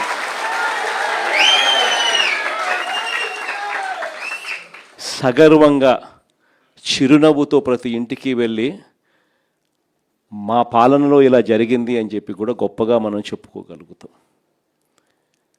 ఈరోజు మన పాలనకు చంద్రబాబు నాయుడు గారి పాలనకు తేడా ప్రతి ఇంట్లో కూడా కంటికి కనిపిస్తూ ఉంది. ఎవరైనా చంద్రబాబు నాయుడు గారిని అడిగితే రెడ్ బుక్ రాజ్యం, ప్రశ్నించే గొంతు మీద కేసులు, అక్రమ కేసులు, మామూలు కేసులు కూడా కాదు, అక్రమ కేసులు, అరెస్టులు రొటీన్గా సాగుతూ ఉన్నాయి. ఈ లెవెల్లో రొటీన్గా సాగుతూ ఉన్నాయి అని అంటే లా అండ్ ఆర్డర్ అనేది గాడి తప్పింది. ఎందుకనంటే ఎప్పుడైతే పోలీసులను నువ్వు ఈ మాదిరిగా ఉపయోగించుకోవడం మొదలు పెడతావు, అప్పుడు ఆటోమేటిక్లీ గాడ్ అనేది తప్పిపోతుంది. ఈరోజు గాడి ఏ స్థాయిలో గాడి తప్పిందో మీరంతా కూడా చూస్తూ ఉన్నారు. మీ రాజమండ్రిలోనే జరిగిన ఘటన చిన్న ఉదాహరణ చెప్తా. ప్రియాంక అని చెప్పి డాక్టర్ ప్రియాంక అని చెప్పి ఓ పోస్ట్ గ్రాడ్యుయేట్ స్టూడెంట్ కళ్ళ ముందర కనిపిస్తూ ఉంది. సోషల్ మీడియాలో వీడియోస్ చూస్తే, వైరల్ అవుతూ ఉన్నాయి వీడియోస్ చూస్తే నిజంగా బాధ అనిపిస్తుంది. తాగిన మైకంలో, మత్తులో, అది మరి గాంజాయా లేకపోతే మద్యమా ఏమో కానీ ఆ మత్తులో గుద్దడం ఒకసారి కూడా కాదు, గుద్దిన తర్వాత మళ్ళీ గుద్దుకుంటూ వెళ్ళిపోవడం. అటువంటి వాళ్ళ మీద చంద్రబాబు నాయుడు గారి గవర్నమెంట్లో ఏం కేసు పెట్టినారు? సరైన సెక్షన్లలో కేసులు కూడా పెట్టే కార్యక్రమం కూడా జరగల. చివరికి ఆ పాప నాన్న బాధతో మాట్లాడితే వైఎస్ఆర్ కాంగ్రెస్ పార్టీ అన్ని రకాలుగా తోడుగా నిలబడి ఆ కుటుంబానికి అండగా నిలబడితే ప్రజలు, వైఎస్ఆర్ కాంగ్రెస్ పార్టీకి సంబంధించిన కార్యకర్తలు అందరూ కూడా ఏకమై ప్రొటెస్ట్ తెలిపితే చంద్రబాబు నాయుడు గారు అయినా కూడా మనసు కరగని పరిస్థితిలో ఆ ప్రభుత్వం ఉంది. మరోవైపున చూస్తే దొంగ కేసులు ఏ స్థాయిలో ఉన్నాయి. మన అప్పలరాజు డాక్టర్ శ్రీకాకుళం ఒకసారి చూస్తే పాపం అప్పలరాజు కొడుకు బైక్ యాక్సిడెంటు, కారు కాదు, 18 ఏళ్ళ పిల్లోడు, బైక్ యాక్సిడెంటు. పాపం బైక్ యాక్సిడెంట్ పొరపాటున జరిగితే వెంటనే ఆ పిల్లోడు 108కి వెంటనే ఆ పిల్లోడే ఫోన్ చేసినాడు. ఆపి ఆ ఒక గొర్రెల కాపరిని గుద్దిన అతన్ని పాపం తానే సిపిఆర్ కూడా చేసినాడు. మళ్ళా అప్పలరాజే మళ్ళీ పోలీసులకు కూడా ఫోన్ చేసి కూడా పిలిపించినాడు. అప్పలరాజు మీద పెట్టిన కేసు ఏంది? మర్డర్ కేసు అంట, కుట్ర అంట మర్డర్. ఇక్కడేమో రాజమండ్రిలో మత్తులో గుద్దిన చోట మళ్ళా గుద్ది రెండు మూడు సార్లు గుద్ది ఆపకుండా వెళ్ళిపోతే ఏమి చిన్న సెక్షన్లతో కేసు కళ్ళ ముందర కనిపిస్తూ ఉంది. ఇదే కార్యక్రమం ఇంకా 4 అడుగులు ముందుకేస్తే నివ్వరిపోయే, రాష్ట్రం మొత్తం నివ్వరిపోయే విషయాలు. అద్దంకిలో తాగిన మత్తులో డ్రైవర్ ఫుల్గా మత్తులో ఉన్నాడు, వెనకాలకు వచ్చిన ప్యాసింజర్లు 2 ఎస్ఐలు సివిల్ డ్రెస్లో ఫుల్గా మత్తులో ఉన్నారు. వాళ్ళ కారు ఆటోను గుద్దినప్పుడు గ్రామస్తులు అందరూ చుట్టుముట్టినారు. డ్రైవరు మత్తులో ఉన్నారు, ప్యాసింజర్లు మత్తులో ఉన్నారు. డిక్కీ ఓపెన్ చేస్తే డిక్కీలో గంజాయి, డబ్బులు, పోలీసు యూనిఫాము. ట్రాన్స్పోర్ట్ చేస్తున్నది ఎవరు? కారులో ఉండేది ఎవరు? 2 ఎస్ఐలు. ఫోన్ చేస్తే సిఐ వచ్చినాడు. సిఐ వచ్చి ఏం చెప్తాడు? వీడియో తీయాకంటాడు. వీడియో తీస్తే కేసులు పెడతామంట. ఆ ఎస్ఐని సీన్ నుంచి తప్పించింది ఎవరు? తెలుగుదేశం పార్టీకి సంబంధించిన నాయకులు, వాళ్ళ కారు. ఇంతవరకు కేసులే ఇంతవరకు గతిలా అతిలా కేసే లేదు, గతి లేదు, అతి లేదు. అసలు ఇది జరిగింది అన్నది కూడా ప్రజలు మర్చిపోవాలా అని చెప్పి ఆలోచనతో దాన్ని పక్కదోవ పట్టించే కార్యక్రమాలు కళ్ళ ముందర కనిపిస్తూ ఉంది రాష్ట్రంలో జరుగుతూ ఉన్న ఘటన. నిన్ననేమోను తాడిపత్రిలో గోవా నుంచి లిక్కర్, ఒక బాటలు కాదు, 2 బాటలు కాదు, లారీలు. దాని ముందు ఏం చూసినాం? తంబెల్లపల్లిలో తెలుగుదేశం పార్టీకి పోటీ చేసిన వ్యక్తి, దాని ముందు ములకల చెరువులో ఏకంగా లిక్కర్ మ్యానుఫ్యాక్చరింగ్, కుటీర పరిశ్రమ పెట్టి లిక్కర్ మ్యానుఫ్యాక్చరింగ్. వీళ్ళే లిక్కర్ షాపులు, వీళ్ళే బెల్ట్ షాపులు, వీళ్ళే లిక్కర్ షాపులు, డిస్ట్రిబ్యూషన్ మొత్తం వీళ్ళే. ప్రతి 5 బాటళ్లలో 1 బాటలు కల్తీ బాటలు. 4 రౌండ్లు అయిపోయినాక ఏం తాగుతున్నాడో ఎవడికి తెలియదు.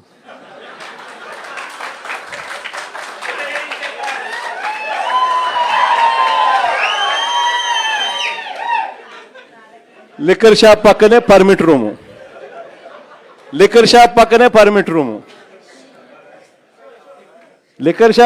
పర్మిట్ రూములు, పర్మిట్ రూముల్లో లూజ్గా మందు అమ్మడం, మందుతో పాటు బజ్జీలు పెట్టడం. 4వ రౌండ్ తర్వాత వాడు ఏం పోస్తున్నాడో వీళ్ళకు తెలియదు, పోసేవానికి తెలియదు. ప్రతి 5 బాటల్లో 1 బాటల్ కల్తీ బాటల్, ఎంఆర్పి కన్నా ఎక్కువ రేటు.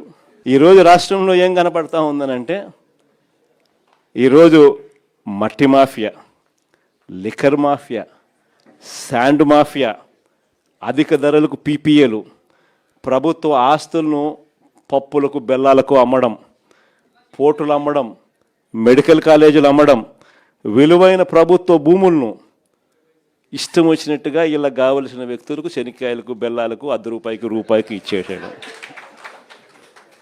అమరావతిలో చూస్తే స్క్వేర్ ఫీట్ కట్టడానికి, స్క్వేర్ ఫీట్ అడుక్కు ₹20,000 పైన, స్క్వేర్ ఫీటు ₹20,000 పైన. అదే హైదరాబాద్లోనూ, బెంగళూరులోనూ, చెన్నైలోనూ 5 స్టార్ సదుపాయాలతో ఉన్న రెసిడెన్షియల్ కాంప్లెక్స్ అపార్ట్మెంట్ కట్టాలన్నా ₹4,500, మహా అయితే 5,000 కట్టడానికి అయ్యే ఖర్చు. ఈడ అమరావతిలో ఇసుక ఫ్రీ, రాయితీలో ₹20,000 కాస్ట్ ఆఫ్ కన్స్ట్రక్షన్. అంటే లూటీ అన్నది ఏ స్థాయిలో జరుగుతుందని చెప్పడానికి ఇవన్నీ కూడా ఎగ్జాంపుల్స్.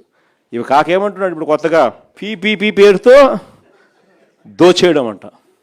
ఏందంట? హాస్పిటల్ అంట పీపీపీ అంట, త్రాగునీరంట పీపీపీ అంట, ఆర్టీసీ అంట పీపీపీ అంట, చెత్త ఎత్తడం కూడా ఇక మీదట ప్రైవేట్ వాళ్ళకే అంట. అంటే ఇంక అన్ని ప్రైవేట్ వాళ్ళకంట. అంటే లంచాలు తీసుకోవడము, అన్నీ అమ్మేసేయడము. చంద్రబాబు నాయుడు గారి పాలనలో సంపద సృష్టి అంటే దాని అర్థం గవర్నమెంట్ ఆస్తులన్నీ శనికాయలకు బెల్లాలకు అమ్మడము. రైతుల గురించి కనీసం పట్టించుకునే నాతులు లేడు. ఈరోజు రాష్ట్రంలో కరువు వచ్చింది, 53% వర్షం లోటు కనిపిస్తూ ఉంది. ఎక్కడ చూసినా అదే కనిపిస్తూ ఉంది. ఉత్తరాంధ్ర చూసినా అంతే, సెంట్రల్ ఆంధ్ర చూసినా అంతే, రాయలసీమ చూసినా అంతే, ఎక్కడ చూసినా కూడా ఇదే కనిపిస్తూ ఉంది. ఏ రైతులకు గిట్టుబాటు ధర రాని పరిస్థితి. కనీసం ఈ మాదిరిగా లోటు వర్షపాతం నమోదవుతూ ఉన్నా కూడా ఎక్కడా కూడా ఆల్టర్నేట్ విత్తనాలు ఇచ్చిన పరిస్థితి లేదు. ఉచిత పంటల బీమా ఈయన దగ్గరుండి తీసేసినాడు. ఇన్పుట్ సబ్సిడీ సమయానికే ఇచ్చే ఇన్పుట్ సబ్సిడీ మన ప్రభుత్వ హయాంలోనే సీజన్ ముగిసేలోగానే ఇచ్చే ఇన్పుట్ సబ్సిడీ తీసేసినాడు. ఆర్బీకేలు నిర్వీర్యం, ఈ క్రాప్ నిర్వీర్యం, రైతులకు 0 వడ్డీ పథకం 0. చివరికి ఏ స్థాయిలో వీళ్ళకు ప్లానింగ్ అనేది లేకుండా చేస్తూ ఉన్నారనంటే, శ్రీశైలంలో ఎఫ్ఆర్ఎల్ ఫుల్ రిజర్వాయర్ లెవెల్ 878 అడుగులు పైన ఉంటేనే నువ్వు పోతిరెడ్డిపాడు ద్వారా రాయలసీమకు నీళ్ళు ఇవ్వగలుగుతాం, ఫుల్ డిశ్చార్జ్ డ్రా చేయగలుగుతాం 44,000 క్యూసెక్స్. 878 అడుగులు శ్రీశైలంలో ఉంది, కానీ రాయలసీమకు నీళ్ళు ఇవ్వడంలా. పక్కన తెలంగాణ పవర్ హౌస్లో నుంచి power generation, Andhra power generation, Telangana వాళ్ళు 800 అడుగుల్లో నుంచి పంపు కూడా చేస్తున్నారు నీళ్లు. భీమా, నెట్టంపాడు, కోయిల్ సాగర్. రాయలసీమకు మాత్రం నీళ్ళు ఇవ్వడంలా. 878 అడుగుల నుంచి వీళ్ళు లెఫ్ట్ రైట్ సెంటర్ కిందికి నీళ్లు కొడతా ఉంటే ఆ నీళ్లు 878 అడుగుల నుంచి కిందికి వచ్చేస్తే ఆ తర్వాత నువ్వు రాయలసీమకు నీళ్ళు ఇవ్వలేవు, ఇవ్వాలనుకున్నా ఇవ్వలేవు. ఎందుకంటే ఆ లెవెల్ ఉంటేనే నీళ్ళు ఇవ్వగలుగుతాం. రాయలసీమ లిఫ్ట్కేమో ఈయన వ్యతిరేకము. అసలు ప్లానింగ్ అనేది లేదు. రైతులు అనేది ఏమవుపోతున్నారు అనేది చీకు చింత లేదు. కేసీ కెనాల్, తెలుగు గంగ మొత్తం వేసుకున్న పంటలంతా కూడా నష్టపోతున్నారు. నీళ్ళు పరిస్థితులు కనపడతా ఉన్నా కూడా పట్టించుకునే నాతులు లేడు. ఫస్ట్ అంతా ఏమన్నాడు, ఈయనంతకు ఈయనే పంటలు ఏమని చెప్పినాడు. ఇదే కృష్ణా జిల్లాలో కూడా అన్ని చోట్ల రైతులందరూ 40% పెట్టుబడి పెట్టి నారుమడులు వేసి ఫర్టిలైజర్స్ అల్లి 40% పెట్టుబడి పెట్టిన తర్వాత ఇప్పుడేమంటాడు, ఈ ఉచిత పంటల బీమా లేదు, మరోవైపు ఏమో నేను నీళ్ళు ఇవ్వను అంటాడు. రైతులకి ఏమైనా చేస్తున్నావా అంటే ఏమి చేయడు. రాష్ట్రంలో ఇది పరిస్థితి. ఎక్కడా కూడా పిల్లలు సంతోషంగా లేరు. ఫీజు రీయింబర్స్మెంట్, వసతి దీవెన అయితే ఇవ్వక, మామూలుగా వసతి దీవెన ప్రతి ఏప్రిల్లో ఇస్తారు. ఏప్రిల్ 2024, ఏప్రిల్ 2025, ఏప్రిల్ 2026 1100 కోట్లు ప్రతి సంవత్సరం ఇస్తాం. 3000 మన హయాంలో క్రమం తప్పకుండా ఇచ్చేవాళ్ళం. ఇప్పుడు 3 సంవత్సరాలు అయిపోయింది.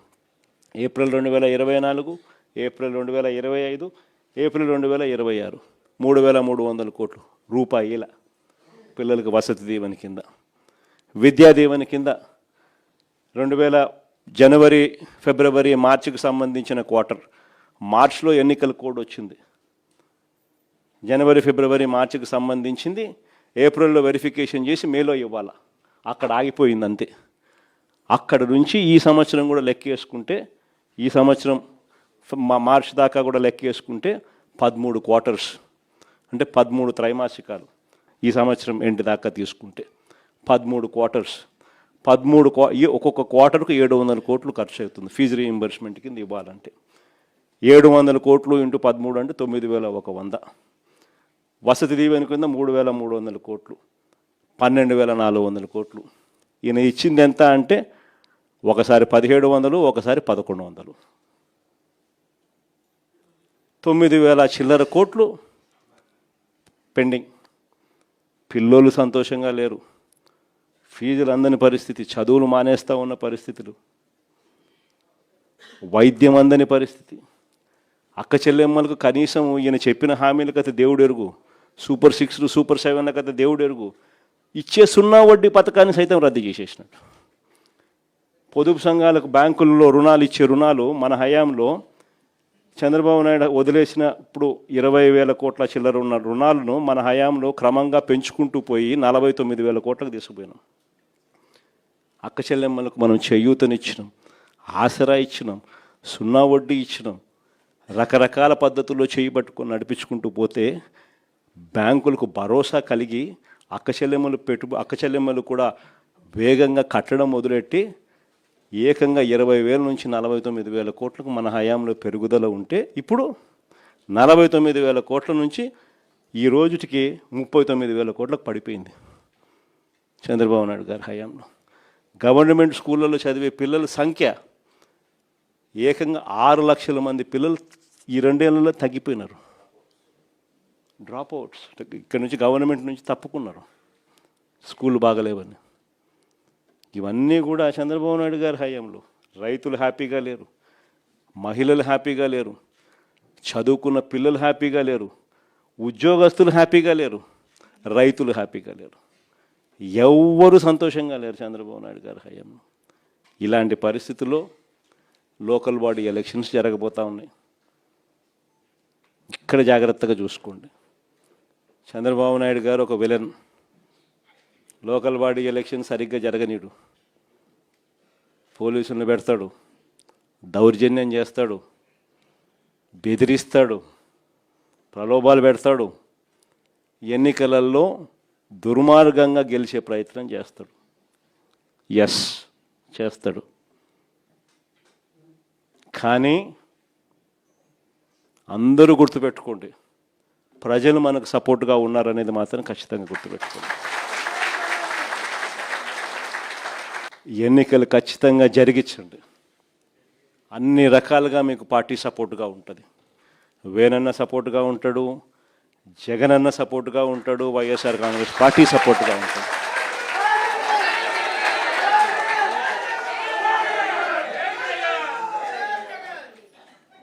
గెలుపు ఓటమిలు వాళ్ళు ఏ రకంగా మేనేజ్ చేసినా, ఏ రకంగా ఒత్తిడి తీసుకొచ్చినా, ఏ రకంగా పోలీసులను పెట్టుకొని ఏం చేసినా కూడా యుద్ధం మాత్రం జరగాలి.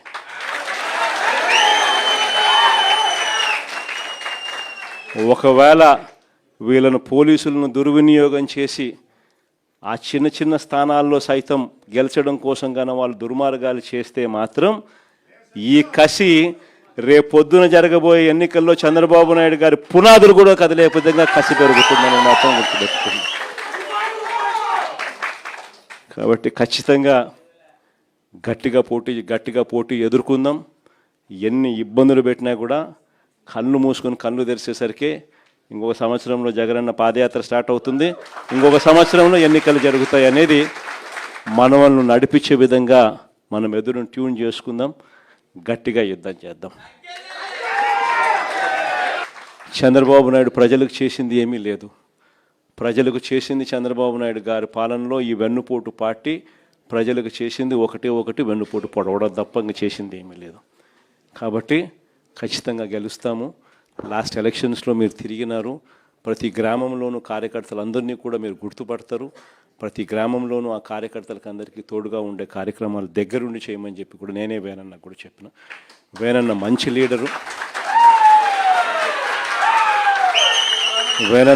లీడరు. మీ భుజస్కంధాల మీద వేనన్నను గెలిపించే బాధ్యత కూడా మీ భుజస్కంధాల మీదనే పెడతా ఉన్నాను. తోడుగా నిలవండి. ఇంతకుముందు చరిత్ర ఎప్పుడూ చూడని విధంగా బడ్జెట్ ప్రవేశపెట్టేటప్పుడే ఏ నెలలో ఏ పథకం వస్తుంది అని చెప్పి, బడ్జెట్ అప్పుడే ఆ నెలలో ఏ పథకం వస్తుంది అని చెప్పి క్రమం తప్పకుండా బటన్ నొక్కిన పరిపాలన ఎక్కడైనా సాగింది అని అంటే అది వైఎస్ఆర్సీపీ ప్రభుత్వంలో మాత్రమే జరిగింది. నిజంగా ఇదొక చరిత్ర. ఎందుకంటే రాష్ట్రంలో ఇంతకు ముందు ఎప్పుడు కూడా అలాంటి బటన్ నొక్కిన పరిపాలన ఇంతవరకు చరిత్ర ఎప్పుడు చూడలేదు.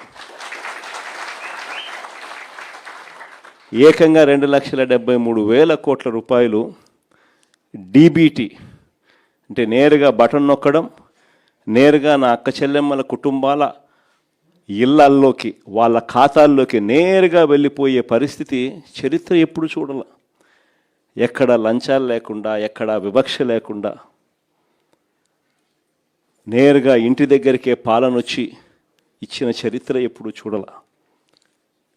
మేనిఫెస్టోలో చెప్పిన ప్రతి హామీని నెరవేర్చిన పాలన ఎప్పుడు జరగల. విద్య, వైద్యం, వ్యవసాయం, మహిళా సాధికారత, సుపరిపాలన, లా అండ్ ఆర్డర్లో కూడా దిశ లాంటి చట్టాలు, ప్రతి గ్రామంలోనూ ఒక మహిళా కానిస్టేబుల్ ప్రతి సచివాలయంలో ఉండడం, ఇవన్నీ కూడా చరిత్ర చూడని విషయాలు. స్కూళ్ళు మన కళ్ళ ఎదుటే బాగుపడడం, ఆ స్కూళ్ళల్లో నాడు నేడు కార్యక్రమాలు జరగడం, ఇంగ్లీష్ మీడియం గవర్నమెంట్ స్కూళ్ళలోకి రావడం, 3వ తరగతి నుంచే టోఫుల్ ఒక పీరియడ్గా పిల్లలకు ఇంగ్లీష్లో తర్ఫీదిస్తూ చేర్చడం, 6వ తరగతి నుంచి క్లాస్ రూమ్లన్నీ డిజిటలైజ్ కావడం, ప్రతి టెక్స్ట్ బుక్ ఒక పేజ్ తెలుగు ఉంటే మరో page English, bilingual text books రావడం, గోరుముద్ద అనే ఒక గొప్ప పథకంతో పిల్లలు ఏం తింటున్నారు అని సమీక్ష చేసే ముఖ్యమంత్రి అనేవాడు బహుశా ఎప్పుడు చరిత్రలో ఎప్పుడు కూడా చూస్తుంటారు. 8వ తరగతికి వచ్చేసరికి పిల్లల చేతుల్లో ట్యాబులు చరిత్రలో ఎప్పుడు కూడా ఇంతకు ముందెవడు చూసిండరు. ఆ రకంగా విద్యారంగాన్ని విప్లవాత్మక దిశగా మార్పులు వేస్తూ ఇంగ్లీష్ మీడియం సిబిఎస్ఈయే కాదు, ఏకంగా ఐబీ సిలబస్, ఐబీ వాళ్ళని తీసుకొని వచ్చి మన రాష్ట్ర ప్రభుత్వంతో పనిచేయిస్తూ ప్రతి సంవత్సరం ఒక క్లాస్ యాడ్ చేసేట్టుగా 2025 ఒకటి మొదటి class, 2026 second class, 2027 third class, ఇలా పెంచుకుంటూ 2035 ఐబీ సిలబస్ ఏకంగా మన రాష్ట్ర పిల్లలు 10th క్లాస్ ఎగ్జామ్ 2035లో రాసేట్టుగా అడుగులు పడ్డ పరిస్థితి కూడా ఇంతకు ముందు ఎప్పుడైనా జరిగింది అని అంటే అదొక వైఎస్ఆర్సీపీ ప్రభుత్వ హయాంలో. ఇవన్నీ ఎప్పుడు చరిత్రలో ఎప్పుడు చూడని మార్పులు. విద్యారంగం అయితేనేమి, వైద్య రంగం అయితేనేమి, ఆరోగ్యశ్రీ ప్రొసీజర్లను మనం రాకమునుపు 1000 ప్రొసీజర్లు కూడా సరిగ్గా లేవు. మనం వచ్చిన తర్వాత ఆరోగ్యశ్రీ పరిధిని 3300 ప్రొసీజర్లకు తీసుకొని పోయినాం. మనం వచ్చిన తర్వాత ఆరోగ్యశ్రీ లిమిట్ను 25 లక్షల దాకా పేదలకు ఉచిత వైద్యం అందించే విధంగా లిమిట్స్ని పెంచినాం. మనం వచ్చిన తర్వాత 17 మెడికల్ కాలేజీలు గవర్నమెంట్ రంగంలో కట్టడానికి వేగంగా అడుగులు పడ్డ పరిస్థితులు. మనం వచ్చిన తర్వాత నాడు నేడు కార్యక్రమంతో గవర్నమెంట్ హాస్పిటల్ రూపురేఖలు మారిన పరిస్థితులు కూడా మన హయాంలోనే. మనం వచ్చిన తర్వాతనే మొట్టమొదటిసారిగా గ్రామాలలో విలేజ్ క్లినిక్ అన్నది దర్శనమిచ్చింది కూడా మనం వచ్చిన తర్వాతనే. మనం వచ్చిన తర్వాతనే మొట్టమొదటిసారిగా పిహెచ్సిలలో ప్రతి మండలానికి 2 పిహెచ్సిలు పెట్టి, ఆ ప్రతి పిహెచ్సిలోనూ ఇద్దరిద్దరు డాక్టర్లను పెట్టి, ఆ ప్రతి పిహెచ్సికి ఒక 104 అంబులెన్స్ ఇచ్చి, ఆ ప్రతి డాక్టర్కు ఆ మండలాన్ని 4-5 గ్రామాలకు కేటాయించి, ఒక డాక్టర్ పిహెచ్సిలో కూర్చుంటే మరో డాక్టర్ ఆ పిహెచ్సిలో ఉన్న 104 వాహనం ఎక్కి తనకు కేటాయించిన ఆ గ్రామానికి మాత్రమే పోయేట్టుగా చేసి, మండలంలో ఉన్న 2 పిహెచ్సిలు, మండలంలో ఉన్న 4 పిహెచ్సిలో ఉన్న డాక్టర్లకు ప్రతి డాక్టర్కు 4 గ్రామాలు కేటాయించి ఫ్యామిలీ డాక్టర్ కాన్సెప్ట్ అనేది క్రియేట్ చేసి, ఒక డాక్టర్ పిహెచ్సిలో కూర్చుంటాడు, మరో డాక్టర్ 104 అంబులెన్స్ ఎక్కి ఆ గ్రామానికి పోతాడు. పోయి అక్కడ ఉన్న విలేజ్ క్లినిక్ను ఉపయోగించి ఫ్యామిలీ డాక్టర్ అన్న కాన్సెప్ట్తో ప్రతి డాక్టర్ను గ్రామాలకు పంపించిన చరిత్ర కూడా ఎప్పుడైనా జరిగింది అని అంటే అది ఒక వైఎస్ఆర్సీపీ హయాంలో. మొట్టమొదటిసారిగా గవర్నమెంట్ హాస్పిటళ్లలో మందులు దొరకని పరిస్థితి నుంచి WHO GMP ప్రమాణాలు గల మందులు మాత్రమే దొరికేట్టుగా చేసిన పరిస్థితి కూడా ఎప్పుడన్నా ఉంది అని అంటే అది వైఎస్ఆర్సీపీ హయాంలో. చరిత్ర చూడని విషయాలు ఇవన్నీ. ఒక ఫ్యామిలీ డాక్టర్ కానీ, విలేజ్ క్లినిక్లు కానీ, ఆరోగ్య సురక్ష కానీ, ఆరోగ్యశ్రీ లిమిట్స్ పెంచడం కానీ, ఇవన్నీ చరిత్రలో ఎప్పుడు జరగని విషయాలు. మొట్టమొదటిసారిగా గ్రామాలలోనే ఆర్బీకే, గ్రామాలలోనే సచివాలయాలు, ఆ ఆర్బీకే పరిధిలో ప్రతి ఎకరా, ఆ గ్రామంలో ఉన్న ప్రతి ఎకరా ఈ క్రాపు, ఆ గ్రామంలోనే ఆ ఆర్బీకేలోనే అగ్రికల్చరల్ గ్రాడ్యుయేట్, అగ్రికల్చర్ అసిస్టెంట్గా రైతును చేయి పట్టుకుని నడిపించేందుకు ఆ ఆర్బీకేలో కూర్చోవడం, ఆ గ్రామంలో వేసిన ప్రతి పంటలకు ఒక ఆర్బీకేలో బోర్డు పెట్టి గిట్టుబాటు ధరలు ఇవి అని చెప్పి ఆ బోర్డు మీద మినిమం గిట్టుబాటు ధరలు అని చెప్పి బోర్డు పెట్టి రాయించడం. ఎక్కడైనా గిట్టుబాటు ధర రాకపోతే ఆ గ్రామంలో వెంటనే ఆర్బీకే అసిస్టెంటు సీఎం యాప్ ద్వారా, అంటే continuous monitoring of agricultural price and procurement, CM యాప్ను యాక్టివేట్ చేస్తే joint collector, joint managing director of Markfed వెంటనే ఇన్వాల్వ్ అయ్యేవాడు. జాయింట్ కలెక్టర్ ఆ హోదాలో, ఆ ఆర్బీకే పరిధిలో ఏ రైతుకైతే గిట్టుబాటు ధర రావడం లేదో, ఏ పంటకైతే గిట్టుబాటు ధర రావడం లేదో వెంటనే జాయింట్ కలెక్టర్ అక్కడ ఇన్వాల్వ్ అయ్యి ఆ గ్రామంలో కొనుగోలు చేసి మార్కెట్లో పోటీతనం పెంచేవాడు. ఏకంగా మార్కెట్ ఇంటర్వెన్షన్ ఫండ్ కింద మన 5 సంవత్సరాలలో 7,800 కోట్లు ఖర్చు చేసి ప్రతి రైతుకు మొక్కాన చిరునవ్వును చూస్తూ గిట్టుబాటు ధరలు కల్పించిన ప్రభుత్వం మన ప్రభుత్వం. ఇప్పుడు చూడని మార్పులు ఇవన్నీ.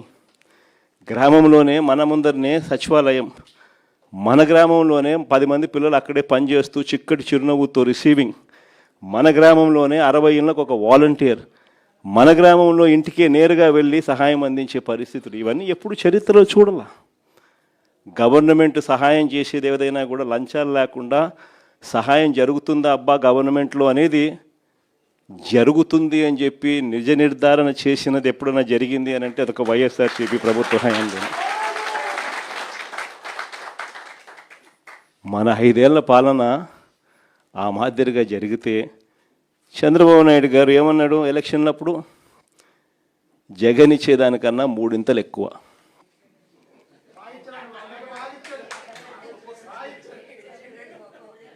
చంద్రబాబు నాయుడు చెప్పిన మాటలు ఇవి. చంద్రబాబు నాయుడు చెప్పిన మాటలు ఇవి. జగన్ అమ్మఒడి కింద ఎంతమంది పిల్లలున్నా 15,000 ఇచ్చేది. నేను అలా కాదు, చంద్రబాబు నాయుడు అన్న మాటలు, ఎంతమంది పిల్లలు ఉంటే అంతమందికి 15,000 అన్నాడు. అంటే జగన్ 15,000 ఇస్తే ఈయన నీకు 15,000, నీకు 15,000, నీకు 15,000 అన్నాడు. అందరితో ఆగిపోలా. జగన్ చేయూత కింద 45 ఏళ్ళు నిండిన ప్రతి అక్క చెల్లెమ్మను చేపట్టుకొని నడిపిస్తూ వాళ్లకు బ్యాంకుల్లో అనుసంధానం చేసి అమూల్ లాంటి సంస్థలు, ఐటీసీ లాంటి సంస్థలు, రిలయన్స్ లాంటి సంస్థలు, ప్రాక్టర్ అండ్ గ్యాంబుల్ లాంటి సంస్థలు, హిందుస్థాన్ లీవర్ లాంటి సంస్థలతో టైఅప్ చేయించి ప్రతి మహిళను తాను చేయి పట్టుకొని నడిపిస్తూ 45 ఏళ్ళు నిండిన ప్రతి అక్కకు చెయ్యి పట్టుకొని నడిపిస్తూ ప్రతి అక్కకు 18,750 రూపాయలు చొప్పున 4 ఏళ్లలో 75,000 ఇస్తూ బ్యాంకులు టైఅప్ ఇస్తూ కంపెనీలతో టైఅప్ చేస్తూ వాళ్ళ కాళ్ళ మీద వాళ్ళు నిలబడేట్టుగా జగన్ చేయూత అనే కార్యక్రమం తీసుకొస్తే జగన్ 18,750 ఇస్తూ ఉన్నాడు. నేను 50 ఏళ్ళు నిండిన ప్రతి మహిళకు 50 దాటితే చాలు ఏమన్నాడు, 48,000 నీకు, 48,000 నీకు, 48,000 నీకు అన్నాడు. అంటే మనం 18,750 ఎక్కడా, 48,000 ఎక్కడా అని. మనం చెప్పేదానికన్నా 3 ఇంతలు ఎక్కువ. అందరితో ఆగల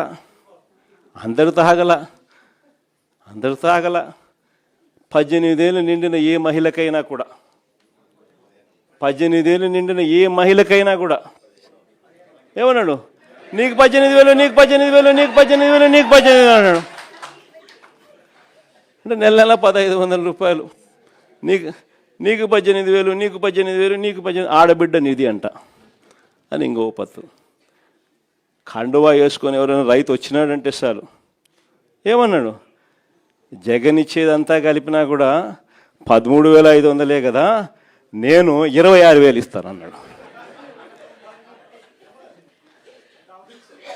ఇలా ప్రతిదీ కూడా ఏమన్నాడు, మనం చెప్పేదానికన్నా మళ్ళీ ఎవరైనా పిల్లలు కనపడితే ఏమన్నాడు, నీకు 36,000, నీకు 36,000, నీకు 36,000 నిరుద్యోగ భృతి అంటాడు. మనం ఏదైతే చేస్తూ ఉన్నామో దానికి ఏమన్నాడు, జగన్ ఇచ్చేటివన్నీ కాక ఇవన్నీ నేను ఇస్తానని చెప్పన్నాడు ఎన్నికలప్పుడు అని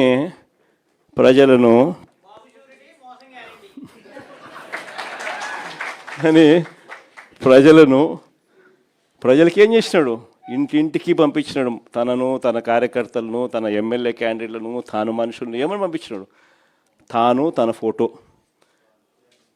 ఒక ప్రమాణం చేస్తూ ఉన్నట్టుగా మళ్ళా చంద్రబాబు నాయుడు సైను ఒక బాండు, ప్రతి ఇంట్లో బాండ్లు ఇవ్వడం, ప్రతి ఇంటికి బాండ్లు. మీ ఇంట్లో ఎంతమంది పిల్లలు ఉన్నారమ్మా, ఒకరా, ఇద్దరా, ముగ్గురా, నీకు 36,000, 36,000, 36,000 ఇదమ్మా బాండు. మీ ఇంట్లో రైతులు ఉన్నారమ్మా, అయితే ఆయనకు అమ్మా 26,000 ఇదమ్మా బాండు. మీ ఇంట్లో చిన్నమ్మలు పెద్దమ్మలు ఉండారమ్మా, వాళ్ళకు 18,000 అమ్మా, నువ్వు వాళ్ళకు బాండు. మీ ఇంట్లో 50 ఏళ్ళు నిండిన మీ అత్తమ్మ ఉందమ్మా, అవి 48,000 అమ్మా, ఉండే బాండు. సినిమా రిలీజ్ అమ్మా జూన్ 2024 అమ్మా అని బాండు. ఈ మాదిరిగా బాండ్లు ప్రతి ఇంటికి పంపించినాడు. మళ్ళా ఏంది ప్రమాణం, నేను పవన్ కళ్యాణ్ మేమిద్దరం పూర్తిగా ప్రమాణం చేస్తూ ఉన్నాం. ఏమని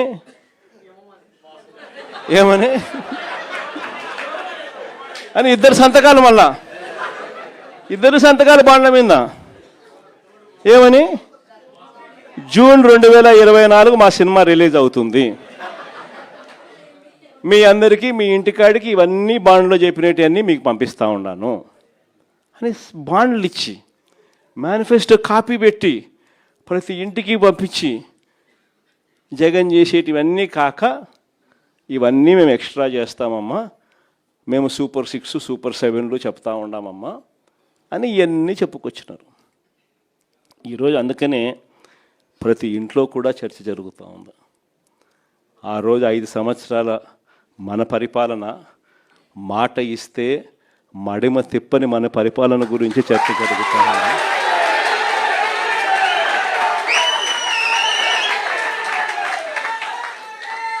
చంద్రబాబు చేసిన మోసం గురించి కూడా చర్చ జరుగుతూ ఉంది. వెన్నుపోటు పార్టీ అని చంద్రబాబు నాయుడు పార్టీకి ప్రజలే నామకరణం కూడా చేశారు. ఎందుకంటే చేసేదే ఇదే.